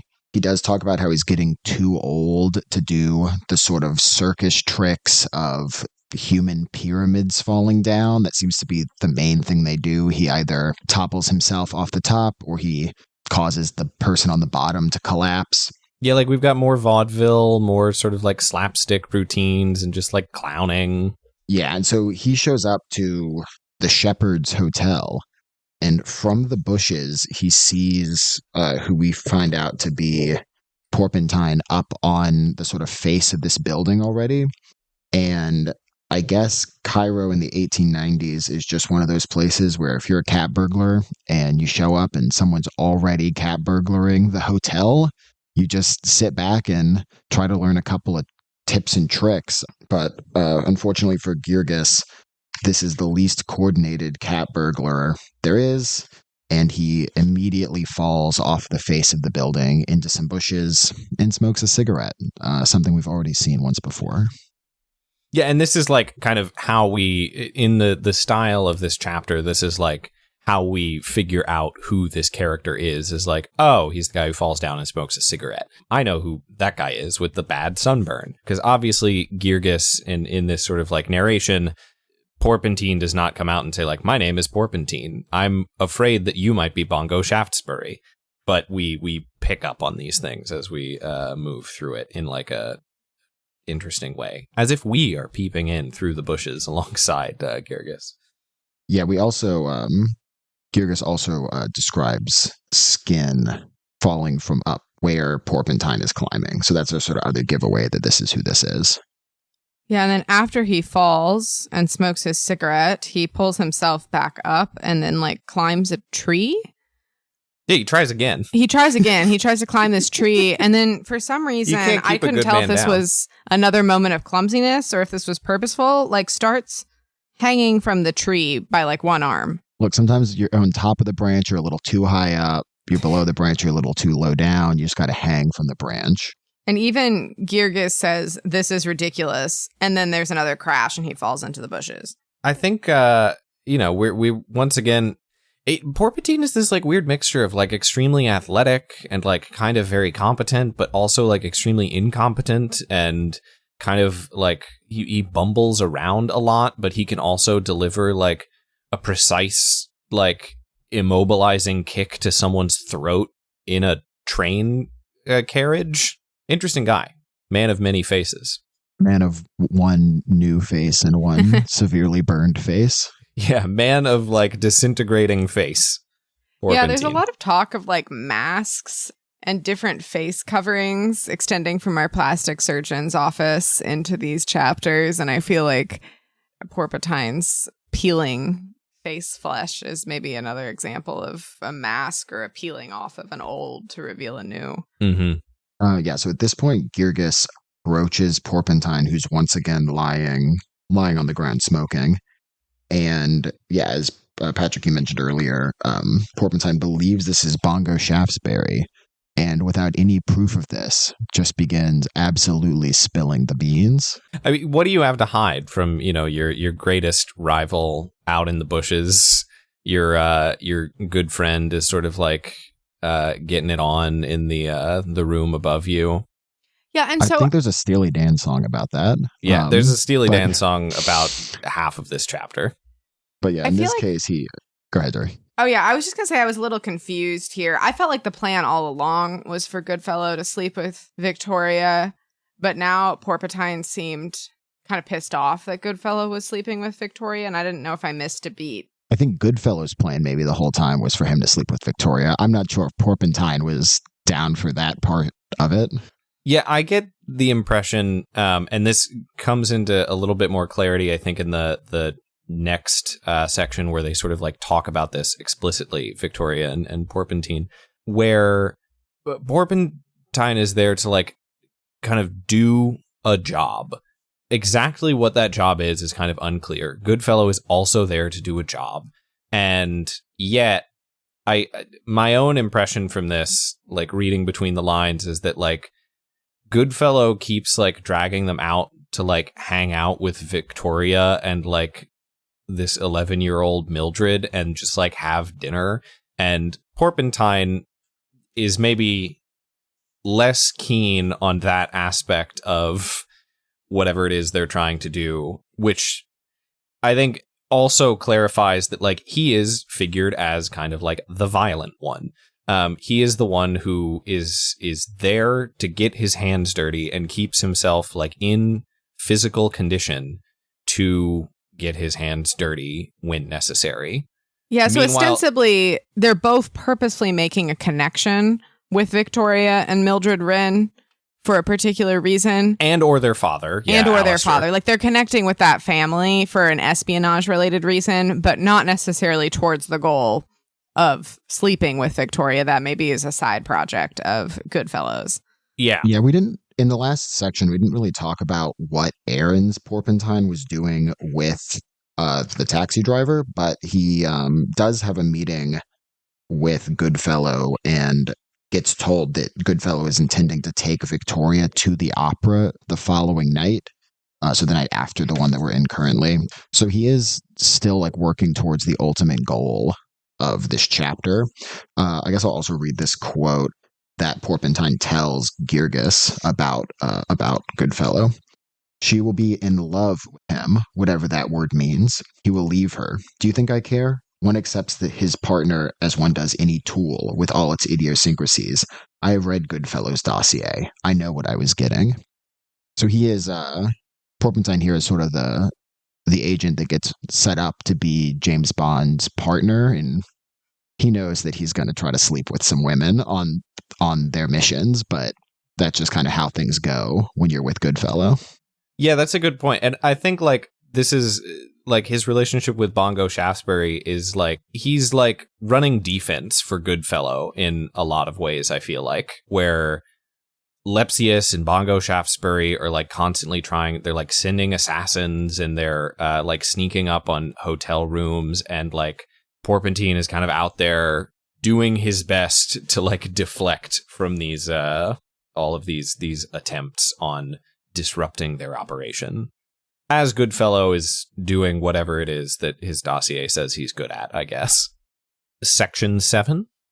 Section 7. 7 is Hannah, the blonde, quote, bovine barmaid at a Bavarian beer hall in Cairo. She is a sex worker whose clients include Lepsius, who urges her to be on the lookout for a, quote, competitor with a bad sunburn.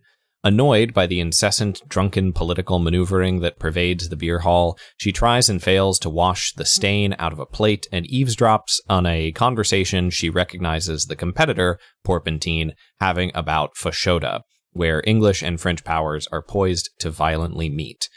Victoria finds Porpentine later on for an uncharacteristic beer, and she confesses her affection for Goodfellow. And Porpentine kind of seems like he understood that this was coming. Yeah, I feel like if any, all of these chapters were kind of interesting, oblique perspectives on what's going on, where we're hearing like bits and snippets of the conversations. I feel like this chapter or section of the chapter is maybe even more so that, where we literally have an entire page where we have just little snippets of like words or phrases that Hannah hears. Bongo Shaftesbury will try the opera. Where? Not the opera? Esbika Garden, the opera. Like, it's very like snippets here and there what she hears, and so we kind of have to try to piece together what's going on, but it's a bit difficult given all of the partial fragments, and in the between it sort of gives a narrative of how Hannah positions herself in this bar in order to even be able to hear these fragments. In those fragments, we also get what I would consider to be an all-timer Pynchon name, Kenneth Slime. I want to know more about Kenneth Slime. I hope Kenneth Slime shows up again. Apparently, he's at the embassy. He's got a girl. She's involved somehow. Yeah, it's a shame that Kenny Slime doesn't make more of an appearance. We also get from this conversation that Lepsius is attempting to assassinate Consul General of Egypt Cromer, who was a real person. In charge of Egypt until like 1907. Yeah, I think it's interesting. There's like a lot of back and forth in this chapter of names that are real people, names that are taken from real people, and just like totally made up people. Like I was doing in the companion to V, they mentioned that like Lepsius that name is taken from like a German Egyptologist. But this is clearly not supposed to be that historical character, but it's like the kind of name that you could imagine young Thomas Pynchon sort of like seeing in a Baedeker guidebook about like the Egyptologist Lepsius said, and going like, oh, that would make a good name for a interesting sort of weirdo to put opposite some of my characters in this short story. We talked about this earlier, but the whole beer hall here is like figured as a home away from home for a lot of the European tourists that is, quote, so German as to be ultimately a parody of home. They like fire one of the waitresses there for not looking sort of like stereotypically German enough. And they keep Hannah on because she is kind of like stout and blonde and kind of fits the role. And of course, we will in the next chapter get like a lot to be said about sort of like ethnicity and appearance. But it is in full force here. And she has a lot of like interesting thoughts as she is like wandering around this beer hall that resembles in some ways kind of like the sailor's grave that we left back in chapter 1, including maybe my favorite line in this section. Damn men and their politics. Perhaps it was a kind of sex for them. Didn't they even use the same word for what a man does to a woman and what a successful politician does to his unlucky opponent? So like we once again get this sort of like outside looking in perspective, but she's interestingly kind of like resentful of it and also connects the political gamesmanship with this sexual or libidinal quality that suffuses the atmosphere. We also revisit some of the body horror in this chapter. She talks a lot about disease, leprosy. She talks about Porpentine's face, again, has mottled red and white, loose wisps of skin hanging. But then she also talks about her own hand, like sort of bleached from scrubbing plates, as looking like it had leprosy, and then goes into a little bit of a reverie about flesh disease from, I don't know, fevers or other fevers that one might contract in sort of a tropical environment, and talks about sort of noticing like white healing flesh around the spar. Yeah, I mean, quite literally, it's like there's an influx of like fleshy, pale whiteness into this part of the world. And it is thought of here as a kind of disease. At one point, Hannah approaches the waiter after hearing about this thing, Fashoda, multiple times that she doesn't understand. And she asks, "What is Fashoda, Gruna?" Gruna is the waiter. To which Gruna shrugs and says, "A place. Like Munich, but in the jungle." which is quite a description of this place. It's extremely funny. What did you think of the stain that she was trying to scrub out of this plate? It's described as sort of a roughly triangular light brown stain on this plate that sort of shows up in some lighting and disappears in other lighting. And throughout this chapter, she's sort of furiously scrubbing this plate, trying to get it out. It's V-shaped, like just about everything else in this book. I mean, it feels very like Lady Macbeth for sure, sort of like scrubbing out the out damned spot. Although, like, Hana is not, I mean, in that she's working in this place, I guess she has some sort of like responsibility for it, but she is not necessarily like scrubbing out her own guilt necessarily, but it feels similar. And we know that Porpentine is probably a Shakespeare reference, so there could be some connection there, I guess. Yeah, you could probably look at it on the sort of extreme side as this like stain on the plate could be a symbol for, I don't know, the European stain on like this part of the world. Like this is Europeans mucking around in North Africa. Yeah, she does like describe it later as like sort of being overlaid on her vision, and says the triangular stain swam somewhere over the crowd like a tongue on Pentecost. So I could see that. Like it's sort of a stain on the whole establishment. Yeah, the companion to V has an interesting gloss of that like tongue on Pentecost line that specifically relates it to the kind of like fragments of language that she's hearing as she's roaming through the beer hall, that like tongue in the sense of like speaking in tongues, like nonsense syllables that are being uttered on Pentecost. You know, she's like hearing all of these syllables, Fashoda, and all of these names that she like doesn't recognize, and they sound nonsensical to her as the conversation is sweeping across the beer hall, which I thought was interesting. It was not something that I necessarily would have thought of. And then Victoria shows up, a girl in a flowered dress, who at least one person I saw on the internet thought was Mildred. And I don't really want to call this person out so much, but I don't really understand how you come away from this chapter thinking that Mildred is the girl who comes into the beer hall at this juncture to confess her love for Goodfellow at the expense of sort of like international relations. But I could be wrong, and I wanted to check in with both of you to make sure that you also took this to be Victoria. Yeah, I definitely didn't think it was Mildred. I didn't think it was Mildred either. Mildred, the 11-year-old. Yeah, an 11-year-old with a rock would successfully cross Cairo in the dead of night to a German beer garden to really insist that her father not know about her older sister's affair. Doesn't track with, I think, what we know about Mildred and her like disposition. Yeah, this definitely seemed more Victoria-esque to me. Okay, yes. I just wanted to make sure because They don't specify. They don't specify. I see how you can get there. I just wanted to make sure that I was not I was not overly confident in my interpretation here. Yeah, there's an interesting line here of like Victoria asks Porpentine that she doesn't really want anything, just to like understand, and he says, "How can you?" And he says that exasperated and cuts off. "Men can get killed, don't you see, for understanding someone," which is a bit of bleak foreshadowing for the final impersonation that Stencil performs in this chapter, which is more like a one-shot scene from a movie.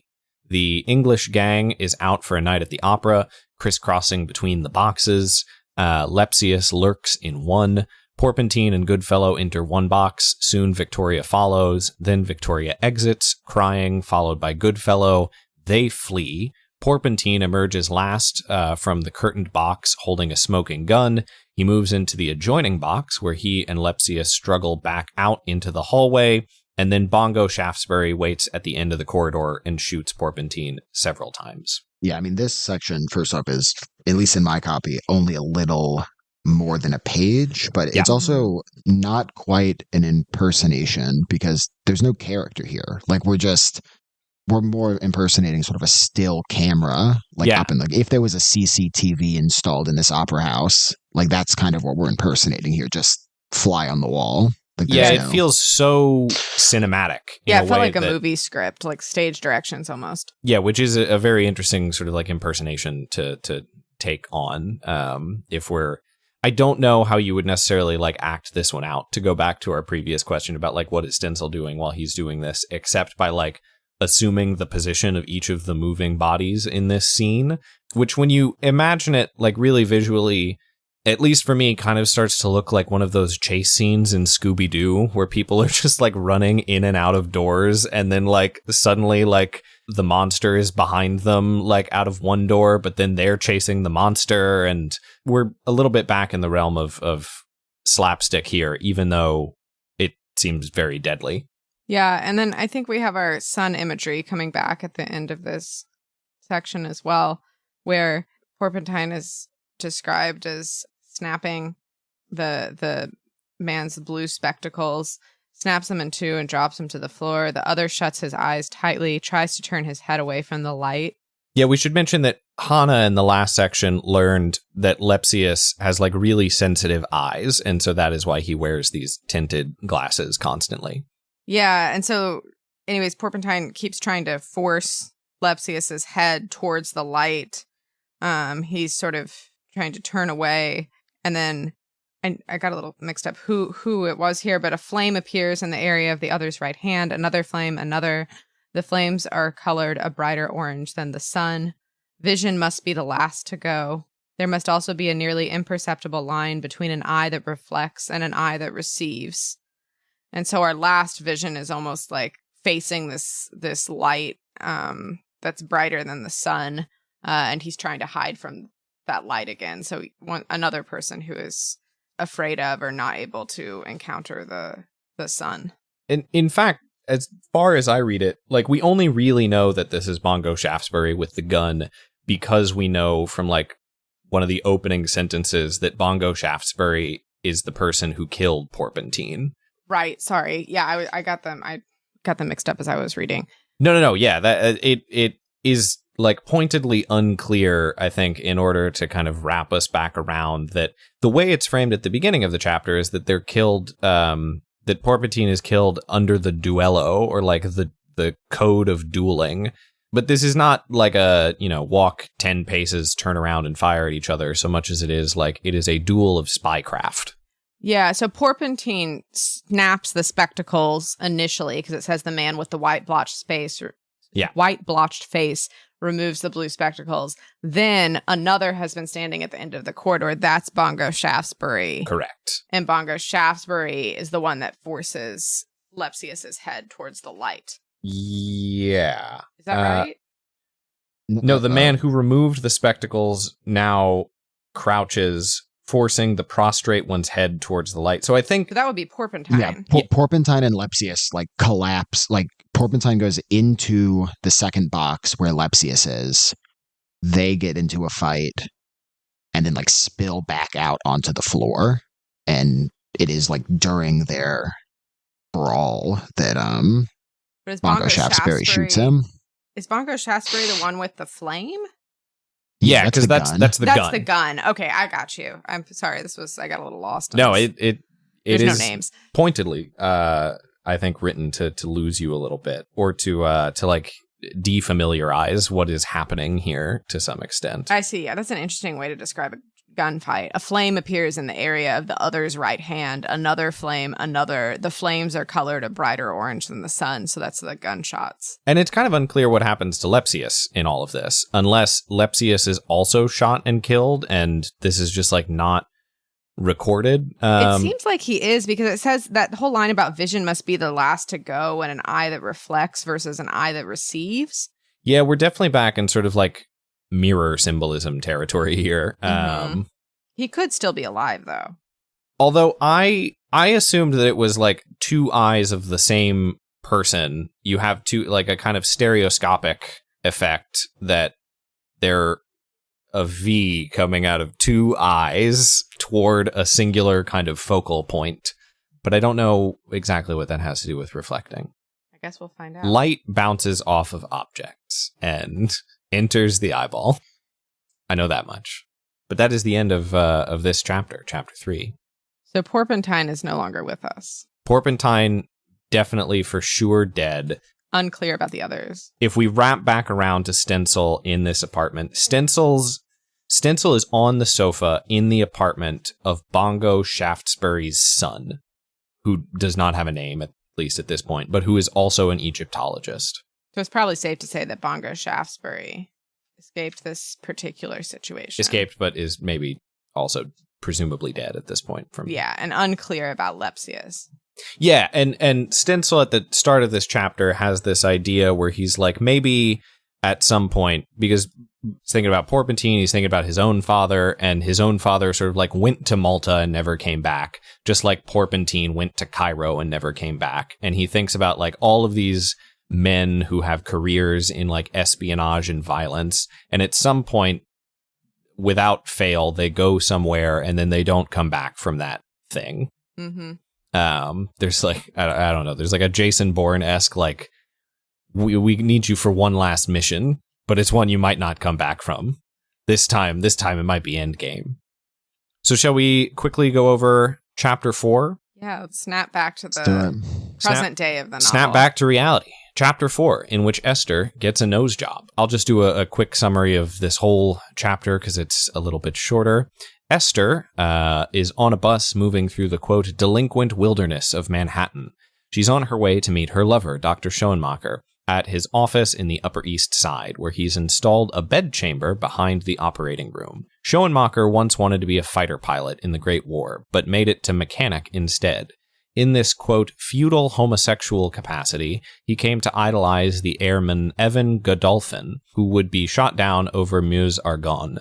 Heavily disfigured from his crash landing, Godolphin was approved for facial reconstructive surgery, but it was performed by an outmoded practitioner who left him with a beautiful face full of ivory and gold, but which would undoubtedly succumb to infection. Schoenmaker devotes himself to studying medicine to help those like Godolphin, but his strong ideals dim and fade over time. In a flashback, we learn Esther met Schoenmaker at the pitying suggestion of her one-time fling Stencil, who was then a recent addition to the whole sick crew, and who was on the trail of Godolphin via his association with the surgeon. Following a brief, patronizing consultation, Schoenmaker performed a physically and psychosexually violent rhinoplasty on Esther, which we read in graphic, and I emphasize graphic, detail. Aroused by the ordeal, Esther submitted to being his mistress. Where do we want to start here? This is a wild chapter. It's a wild chapter. And I mean, I guess we can just quickly go over this sort of prologue, section 0. But Esther is on the train. Oh, no, she's not on a train. She's on a bus. She's on a bus. The bus driver is like listening to the opera of Romeo and Juliet. And she's like thinking about all the debauchery that is happening in Central Park and up and downtown in Manhattan as she heads over from the Upper West Side to the Upper East Side. In a very sort of like privileged way, she has this silly quote where she's like, "What a brave girl I am," she trilled to herself, "coming through so much night and lawlessness to visit," in capital letters, "my lover." So she's like kind of getting a little turned on by like the experience of traveling through the nighttime and such debauchery as she's imagining might be taking place outside the bus. She also thinks briefly about what it would be like to be telepathic, and then seems to scare herself by wondering if Rachel would listen in on her if everyone was telepathic. Yeah, Esther, I'm glad that we're getting more Esther. She's a weirdly compelling character. I can't quite figure her out at this juncture, other than like extremely self-conscious, kind of extremely naive, and also turned on by weird things. I'm intrigued to see her character arc. I was interested enough by Esther at the end of this chapter that I did a little like deep dive into the like biblical significance of Esther, and I feel we might need a religious scholar guest on this podcast, and that is not me. But I learned that Esther in Hebrew means hidden, and that's because she had to hide her Jewish origins for a period of time, which tracks with our Esther in this novel. So basically, she had this cousin, Mordecai, who instructed her to conceal her Jewish origins in order to marry the king of Persia at the time. So she joined the harem of the king of Persia, and fast forward a little bit, was kind of chosen to be his queen. And the king's advisor then was plotting to kill all of the Jews in the kingdom because Mordecai, Esther's cousin, I think, wouldn't bow down to him. And Esther basically had to sort of come to grips with sharing her Jewish identity with the king, putting her life at risk in order to tell the king not to kill all of the Jews in his kingdom. And so she sort of evolves from this passive role where she is sort of like hiding her Jewish heritage to taking like this really significant role in advocating for her people's future, and ends up sort of convincing the king to kill this advisor. And he didn't actually rescind the order to kill all of the Jews, but he said that the Jews could fight back. And so then they were able to fight back and defend themselves. So Rachel also is a biblical character, interestingly, and in the Bible, Esther is actually a descendant of Rachel. And Rachel is a very like maternal character. So again, not a religious scholar, but I do feel like there are some interesting parallels here with their sort of names. And I'm interested to see what Esther's character arc is, because I feel like right now she's in the place where she is definitely sort of trying to conceal some of her ethnicity. She's in this sort of like passive position. And I'm interested to see where she goes from here, given the narrative of the other Esther. Yeah, I mean, we'll get there at the end of the chapter, but we know she goes to Cuba. Yeah. We didn't really get any explanation of that. We don't know why or when, but at some point we know where she's going. So yeah, Esther is on the bus. Thank you for the sorry if that was too long of a biblical interlude, but I kind of went down a rabbit hole earlier. I talked for a long time earlier this episode about Thomas Pynchon's like abashed reviews of his own early work, and Andrew talked for a little less time about a SpongeBob episode, but like we'll all wrap this in. That's what the people want from Pynchon Pals, so we'll give it to them. I would argue, Duri, that yours is by far the most on topic of these sort of long-winded explanations that we've done in this episode.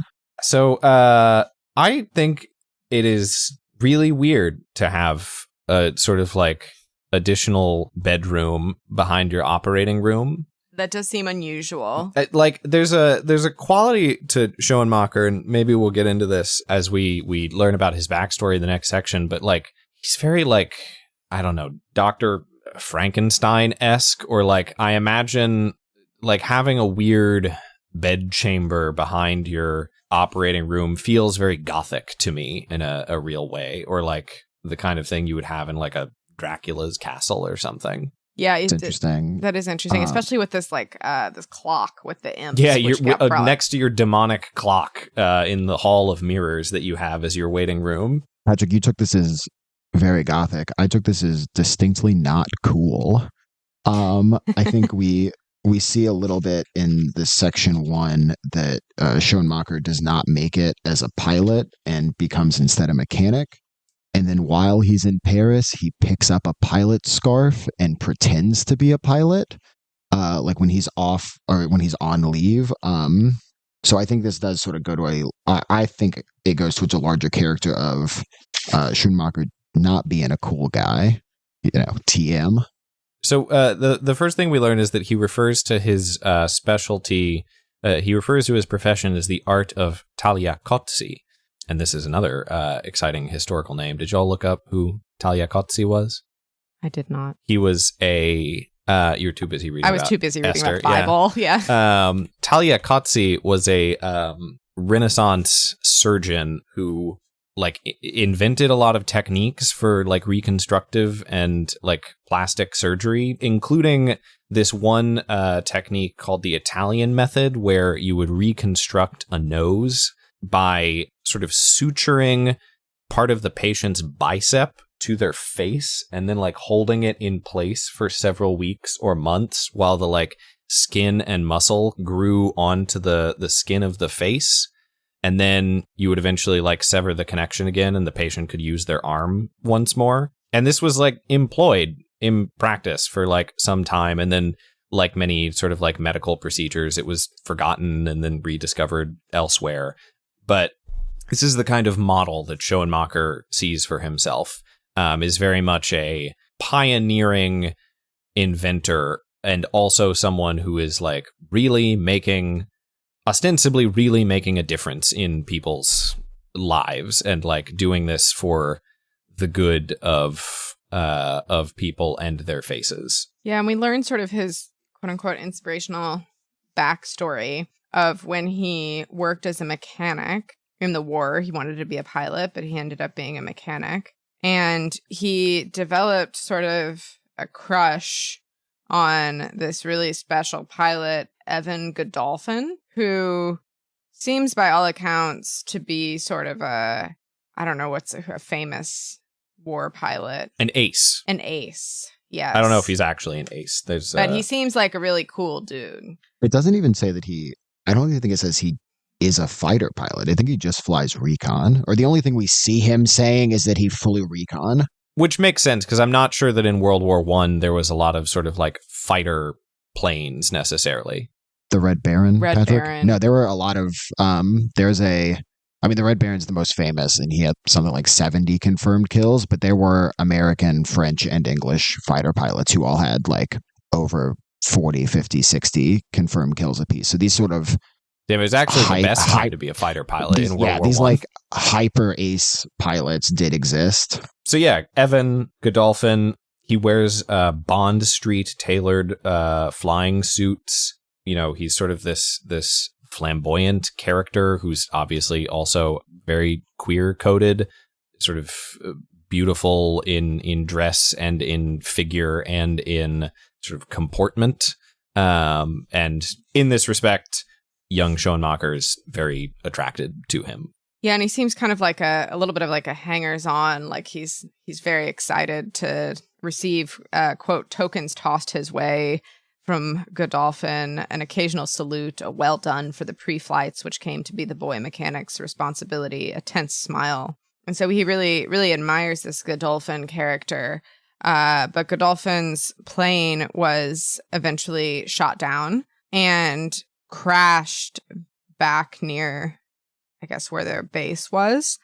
And his sort of face, he was still alive, but his face had been sort of shot off. Sort of presaging some of the graphic description we get later on, there's a line in here of limping toward the medics, the worst possible travesty of a human face, lolling atop an animate corpse. The nose had been shot away, shrapnel had torn out part of one cheek and shattered half the chin. The eyes intact showed nothing. Yeah, and so he is so upset, Schoenmaker is so upset by this debacle about his hero's beautiful face being shot off that he actually offers the doctors to take his own cartilage to rebuild Godolphin's face. But the doctors refuse him because he has this sort of hotshot doctor that favors rebuilding the face from like foreign substances rather than from human tissue. Yeah, he's like a hotshot opinionated doctor who's like using old techniques, basically. Yeah, you get this description of how by World War I, sort of the increase in medical knowledge and the increase in need because of an influx of war-mutilated individuals had led to a significant expansion of plastic surgery as a profession. But yeah, this Halidom, the doctor, still using allografts to fix patients. Yeah. Halidom, I'll just say really quick, I thought it sounded like an interesting name, comes from the Old English for holy or sacred, and is thus the opposite of profane. I think we get like several interesting commentaries on sort of the military industrial complex in this chapter, both how like plastic surgery emerged from the need for all of this plastic surgery following the war, and that the individuals who didn't get plastic surgery, we have Benny Profane shows up again briefly in a parenthetical, and it says that he sees some of the people who didn't get good plastic surgery under the street because they've had to sort of retreat from the above ground. Yeah, I love this little pop into Benny, who like shows up here under the street, like, of the text of the book, where it's just like, and Benny's wandering around down here too. Yeah. And then we also get this, there was this quote on the previous, a couple pages ago, where they talk about Schoenmaker's job as a mechanic, and how he, did kind of like these mechanic tasks for the planes. But it says, since those days, as we know, democracy has made its inroads, and those crude flying machines have evolved into quote unquote weapon systems of a then undreamed of complexity, so that the maintenance man today has to be as professional noble as the flight crew he supports. Which I just thought was an interesting picture of the sort of evolution of war technology, and the idea that Schoenmaker may never have had this role in a different war. Like, he wasn't a particularly talented mechanic.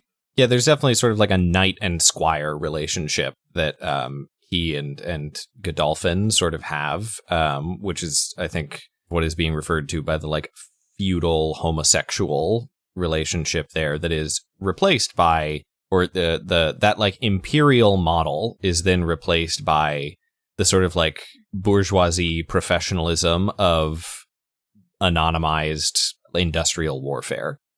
You don't have these like charismatic flying aces so much anymore. Instead, you have like pilots with weapon systems and teams of people at desks and computers and radio stations.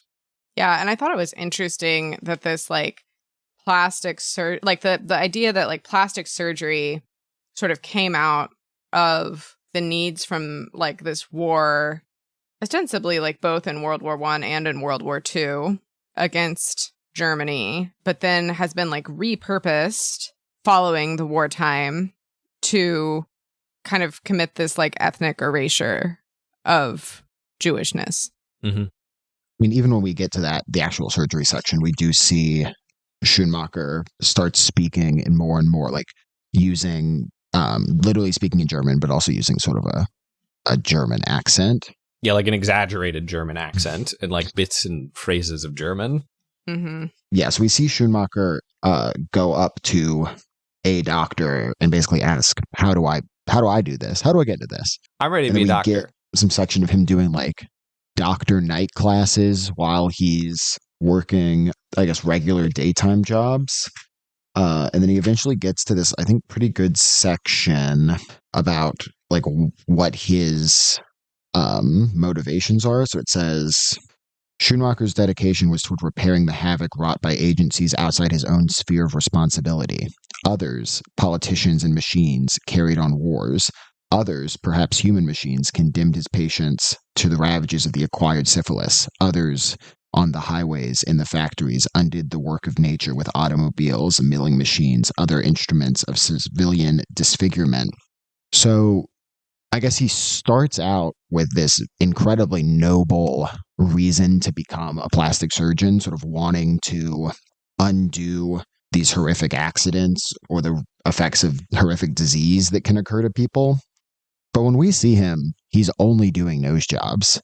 Now, I guess it's perhaps nose job season, again, given that it's like February, March, and they need to be ready for June.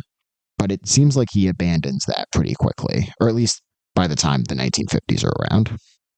Yeah, he's also like, he's becoming like a plastic surgeon in part to like deal with these these ravages of like mechanization and industry, which he like previously worked on as a mechanic. Like he's in the war between machines and people. He has kind of like switched sides to helping people who have been disfigured or harmed by these machines, be they planes or trains or, I'm going to say, automobiles. Which is, I mean, it's interesting because he's kind of inspired originally by this like almost like human machine. We see like yet another cyborg in the form of Godolphin, who's operated on by Halidom.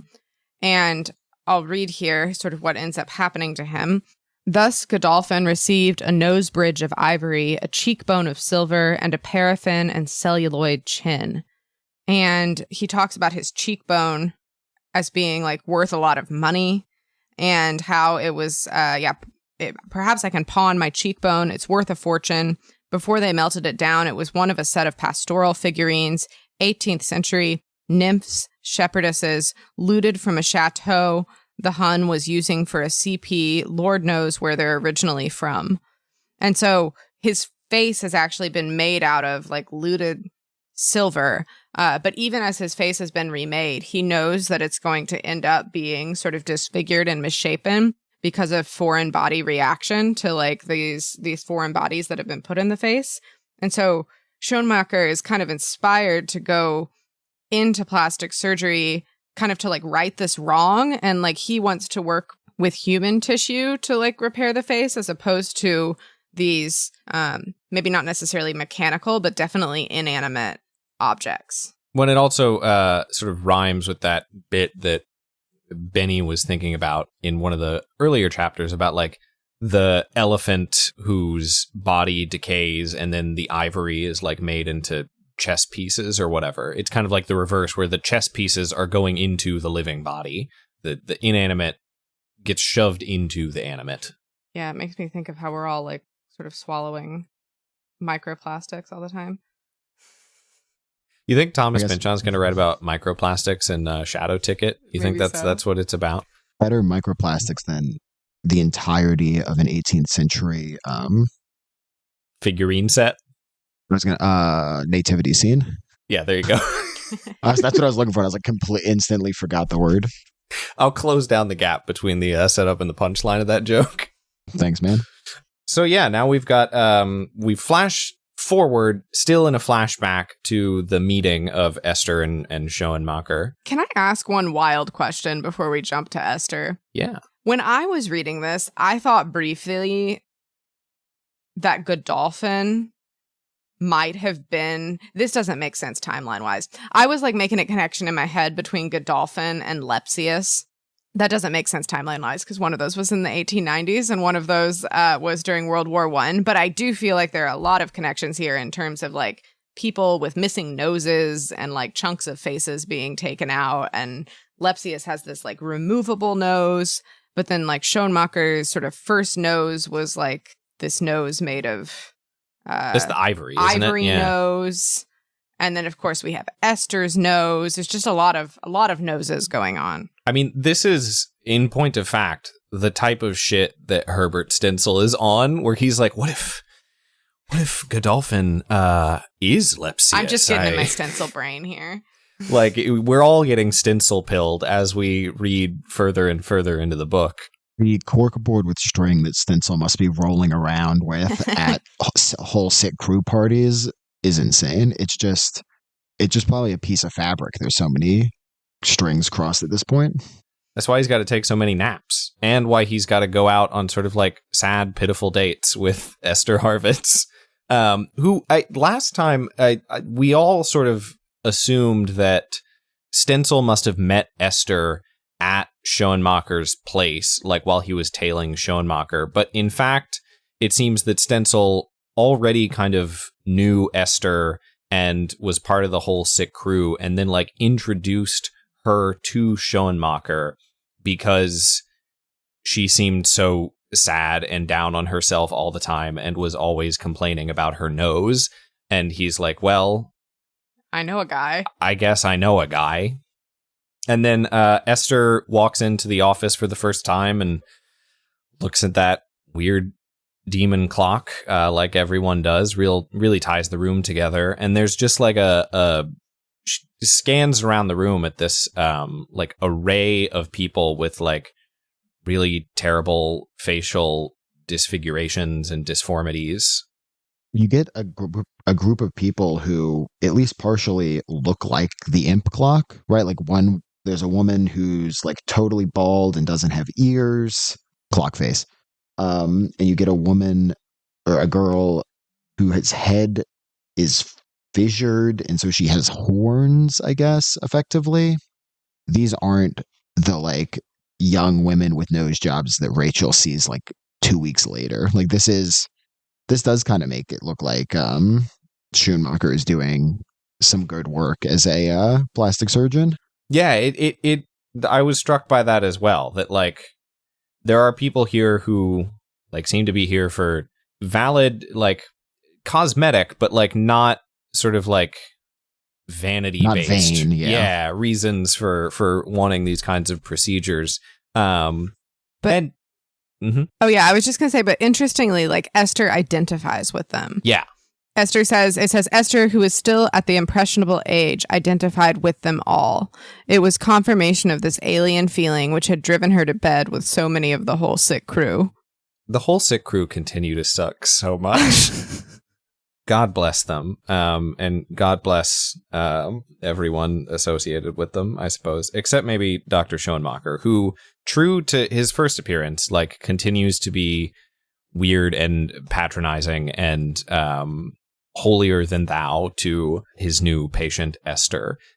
He asks her, like, well, what kind of nose would you like? And he already knows the answer, that it's she's going to say, you know, the sort of like upturned, quote unquote, Irish nose. And he's like, well, you know, it must be harmonious with your face. And in a sort of funny turn, Pynchon writes, it didn't, of course. All that could harmonize with the face, if you were going to be humanistic about it, was obviously what the face was born with. So, like, there is this kind of undercurrent of, like, he knows what he's doing in a certain way. And obviously, like, as a Jewish man himself, he says that he was sort of, like, raised in an Orthodox Jewish household in his first appearance.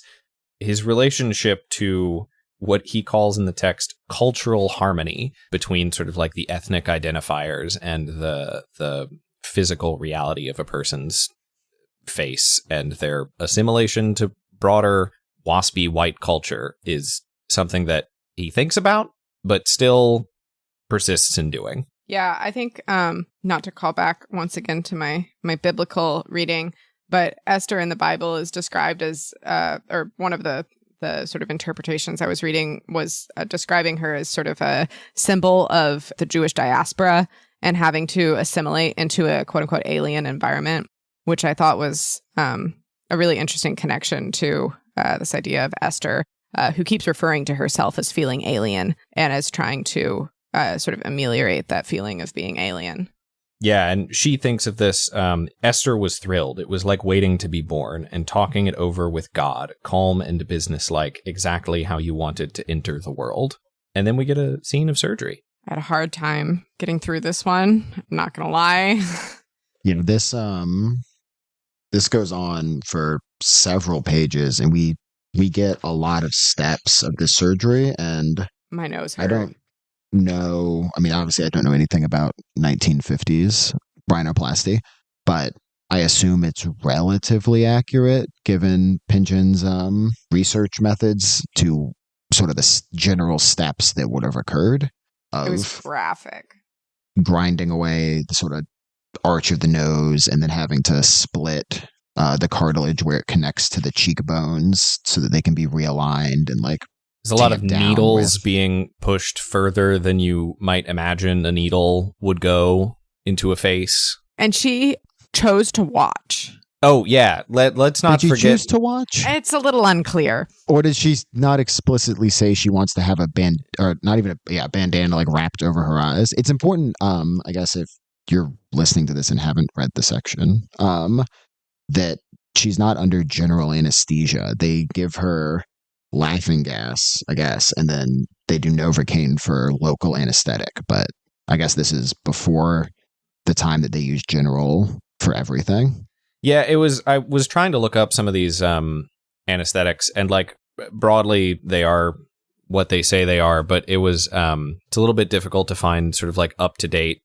Like you go to the Mayo Clinic like surgery prep website, and like they don't have information about a lot of these anesthetics because they don't really use them like this anymore. But it seems by and large historically they were used like this. But yeah, importantly, she is awake during this and like kind of writhing and twisting. They're holding her down, and her. She does not explicitly ask to be blindfolded. So you can imagine sort of like peering down at your nose and the implements as this is happening. And it's just rough stuff. Yeah, it felt almost like she was being raped. Like she was not able to move. Like she was being held down. She said she felt like really uncomfortable, and like there's this absolute creep called Trench. It says like she, because she was being pinned down, the only place she had to move, like in response to the pain that she was feeling, because she felt a lot of pain when they were injecting the needles, was like wiggling her hips, and like Trench is like leering appreciatively at her as she squirms in pain, like constrained on the table. Like it's just awful.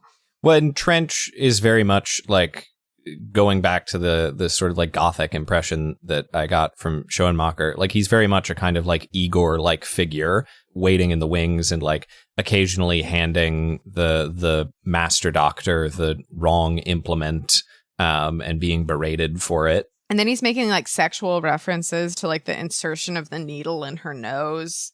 Sorry, it's just making my nose hurt as I talk about it. Yeah, so big, enormous weirdo that I am, I looked up some surgical videos of rhinoplasties. That was not my response to reading this section. As an aficionado of sort of like the med school posting surgery videos to YouTube, cottage industry, a lot of interesting stuff you can learn about the human body from this method. Yeah, I mean, a lot of it looks pretty much like is described here. There's a bunch of different kinds of rhinoplasties, of course, but there's sort of like open and closed nose rhinoplasties, and you can probably picture what each of those means relative to the amount of skin that is peeled back before going in there. Yeah, it all seems fairly accurate, and I do think emphasizes, there's an interesting quality to watching surgery being performed or talked about, like at a medicalized professional level, where when it's written in a like subjective novelistic tone, it sounds extremely brutal. But then you hear like a medical professional talk about the same thing in the kind of like distanced scientific remove of like a teacher lecturing about to think back to Schoenmacher, like something purely mechanical. It takes on a really interesting different quality. Yeah, I don't think that like sexual overtones were helping this to feel like a proper surgery. Yeah, verified by the American Medical Association.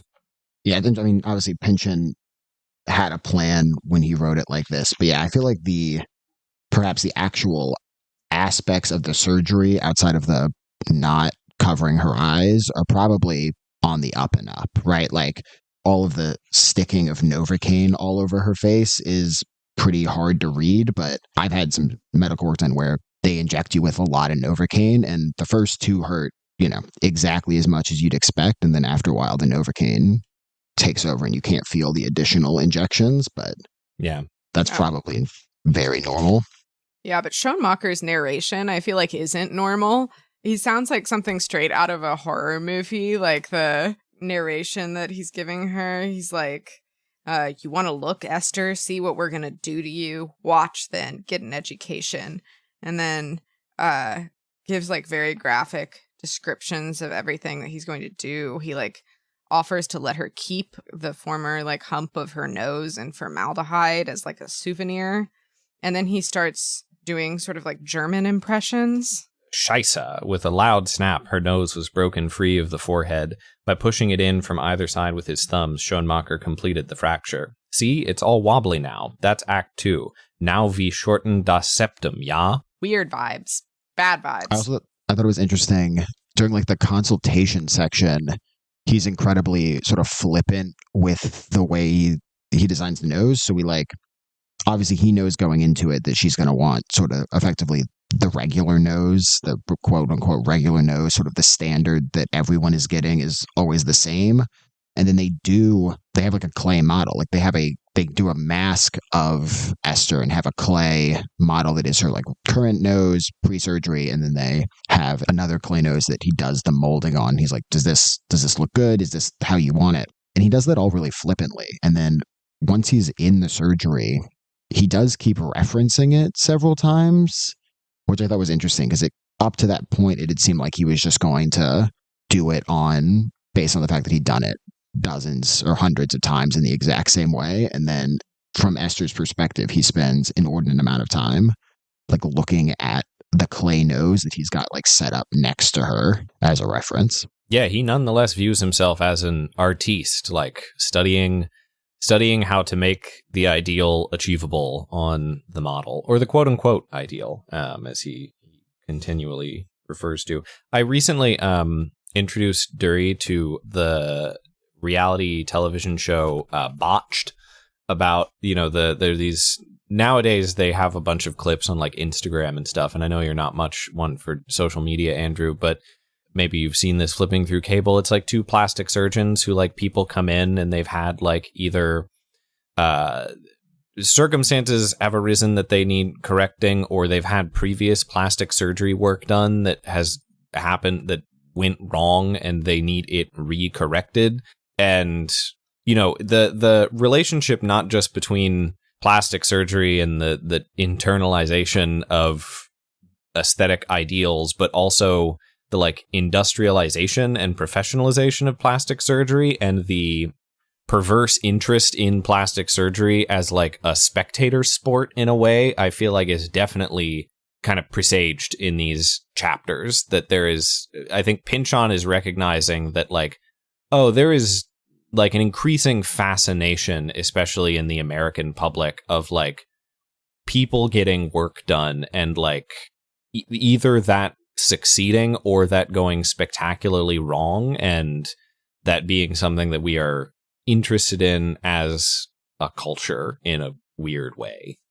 There's 8 seasons of Botched out there that you can watch. I do think it digs a little into the motivations behind like why people get plastic surgery and repeat plastic surgery. Also, like a lot of these people have gotten their nose done like 4 times before they end up on the Botched show. And you can dig around, like while I was looking up like what goes into a rhinoplasty, these sorts of like advertisements and plastic surgery clinics and practices, like straight up on the like website SEO, you will still find surgeons advertising their corrections for Jewish noses. And then now there's in many cases an interesting additional layer of like, we will lessen or like normalize certain perceived ethnic characteristics, but also maintain some part of them such that you do not feel alienated from the markers of your own ethnicity. So it's like you might be attracted to these things trying to like walk a fine balance, or they are advertising a kind of fine balance of like the appropriate amount of ethnic for a face to be, or the appropriate amount of like non-Anglo white European to be, which again feels like something Thomas Pynchon had a finger on the pulse of back in the 60s here. Yeah, I mean, I'm not surprised at all that surgeries like this occur thousands of times per day probably in the United States, but I'm surprised that the website, like, you can go on there with like a sliding scale and select like a percentage that you want reduced is interesting. Yeah, that is basically how some of these practices advertise themselves. The thing about alienation that you mentioned about like kind of feeling still connected to yourself, but also maybe trying to hide part of yourself, reminded me of what Esther was thinking sort of while she was in the surgery, watching this happen to her nose. It said, Esther watched his eyes as best she could, looking for something human there. Never had she felt so helpless. Later, she would say it was an almost mystic experience. What religion is it? One of the Eastern ones, where the highest condition we can attain is that of an object, a rock. It was like that. I felt myself drifting down, this delicious loss of Estherhood, becoming more and more a blob with no worries, traumas, nothing, only being. That feels very sort of like Western philosophies, like interpretation of Eastern philosophies of non-being in a like very sort of like Heidegger sounding mode. Speaking of Germans, I guess.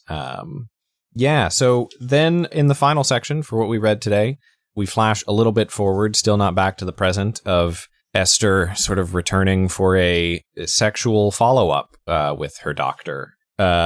Speaking of alienation, There's some extremely twisted interiority, such as she was sexually turned on was all, as if Schoenmacher had located and flipped a secret switch or clitoris somewhere inside her nasal cavity. A cavity is a cavity after all. She feels like this extreme, unavoidable desire to like return to Schoenmacher, and then he directs her to like say no to him in the exact right way that he's looking for, and then sings a song about how he enjoyed doing her rhinoplasty. While they they reenact the surgery, sort of. Yeah. But sexually.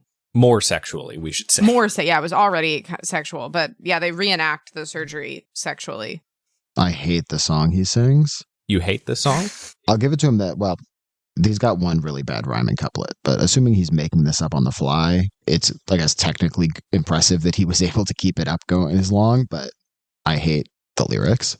Well, it's this, like, silly, also kind of dark song that is the rhyme that you hate till you've cut into Esther, you've cut nothing at all. She's one of the best-ther. Yes. Because it really took me a long time. I was like, what is thur? I was like Googling thur, and then I just realized that it's just to rhyme with Esther. It's just to get Esther in there. It's just to get Esther in there. And I was like, I don't know. Maybe I do have to kind of hand it to him. To Pynchon, that is, not to Schoenmacher, who's a real creep in this time. But then you're hit with the gut punch at the end of this like really silly, odd song of, for the last 8 bars, she chanted no on 1 and 3. Just like really sad and gross. Before we end on the sentence, such was the, as it were, Jacobean etiology of Esther's eventual trip to Cuba, which, see. And I guess we'll see that later in the book, per Pynchon's instruction there. I can't wait to see the whole sick crew is in Havana when Fidel gets there, like the second Godfather. Yeah, I mean, this is... who is it? Is it Stencil or one of Stencil's impersonations who talks about sort of like being somewhere, like being in a city or in a place when something like is going down is something that like attracts them to a place? So maybe I think it was in the meme you sent in the group chat. Could have been in the meme I sent in the group chat. We'll never know. It's all coming together. Final thoughts on this section or on the chapters we've read as a whole? I'm assuming the profane glimpses we get here means that chapter 5 is going to be a profane chapter. I was kind of getting that hint that they're like, oh, we're going back, we're bringing him back. He's coming up off the bench. It looks like maybe a profane Stencil crossover. Ooh. Yeah, what is it? Looking just ahead, chapter 5, in which Stencil nearly goes west with an alligator. But then profane is mentioned in the first 2 paragraphs. So perhaps profane and Stencil will encounter each other. And this is bound to be an important chapter, because as we all know, 5 can also look like a V. Undoubtedly, it must be relevant in some way. If you just wait, all the chapters that end in 5 are the most important chapters. How many chapters does this book have? Like 10, 11, something like that. At some point, some of the chapters are quite long or quite short. They're not exactly consistent. Yeah, I did appreciate the contrast. I feel like between these 2 chapters that we read, the chapter 4 was really quite long. Chapter 5 was short and snappy. You mean 3 and 4? You're right. Yeah, 3 was long, 4 was snappy. We had this sort of like expansive, globe-trotting, multi-perspective situation, and then we like really honed in on Esther and this really like sort of micro experience in her life. And I feel like that's something if I'm leaving with something from these 2 chapters, I think that's something I'm enjoying about the novel overall, is that I think it does a really good job of sort of hopping back and forth between sort of this more like zoomed out view and then like the interior moments of very specific characters. Yeah, I mean, I love a sort of like mosaic approach to writing, and I think that's something that a novel is really good at conveying, and I really think chapter 3 like showcases that skill in miniature a little bit. Like I'm eager to see some of what we've gotten through like our perspective shifts on the other characters, whether that's Rachel or Benny or Stencil or Esther, feel like they are using the same move that chapter 3 in its own way was making with like the various side what would be side characters in other stories as being like perspective characters, and that that mosaic quality is something that I find really interesting about this novel as a whole, and I'm eager to see how it progresses. Well, and maybe like a little bit in contrast to some other books that I've read, the interiority does not come at the expense of like moving the plot along. Like we're globetrotting. We're moving from place to place. There's a lot of people involved. There's a lot of storylines and narratives involved. And so we get the interiority, but it's not at the expense of having a complex and interesting plot that's evolving. We'll see. I'll be eager to see if the like novel as a whole moves to as much of like a defined conclusion as chapter 3 itself does, with like a, I don't know, climactic, whatever the equivalent is of a climactic confrontation in the like box seats of a packed opera house. Yeah, we shall see. All right. So next time for episode 3, we are going to be reading chapters 5 and 6. As always, that'll probably be in about 2 weeks from now. And thanks to all of you for listening to Pynchon Pals. Thank you to Andrew Tillett. You, Patrick. And Duri Long. Thank you for joining me. If you like what we're doing here, we'd love it if you left us a review on Apple Podcasts or on your podcatcher of choice. If you'd like to get in touch with the show, submit a question to be answered on air, what have you, you can reach us at pynchonpals@gmail.com. You can become our Pynchon Pals Pin Pals. You can be a Pynchon Pal too. Our theme music is Horology by the inimitable King Gizzard and the Lizard Wizard, released under a Creative Commons Attribution No Derivatives license on the album Polygondwana Land. Pynchon Pals is produced and edited by me, Patrick Fiorilli. You can find more of my work alongside my newsletter, Critical Theory Craft, at my website, www.patf.io. Until next time, I'm going to try a closer here. Pynchon Pals out. Did that feel good to anybody? It's okay. It's not my favorite. We can keep tweaking. We can iterate. We'll try another one next time.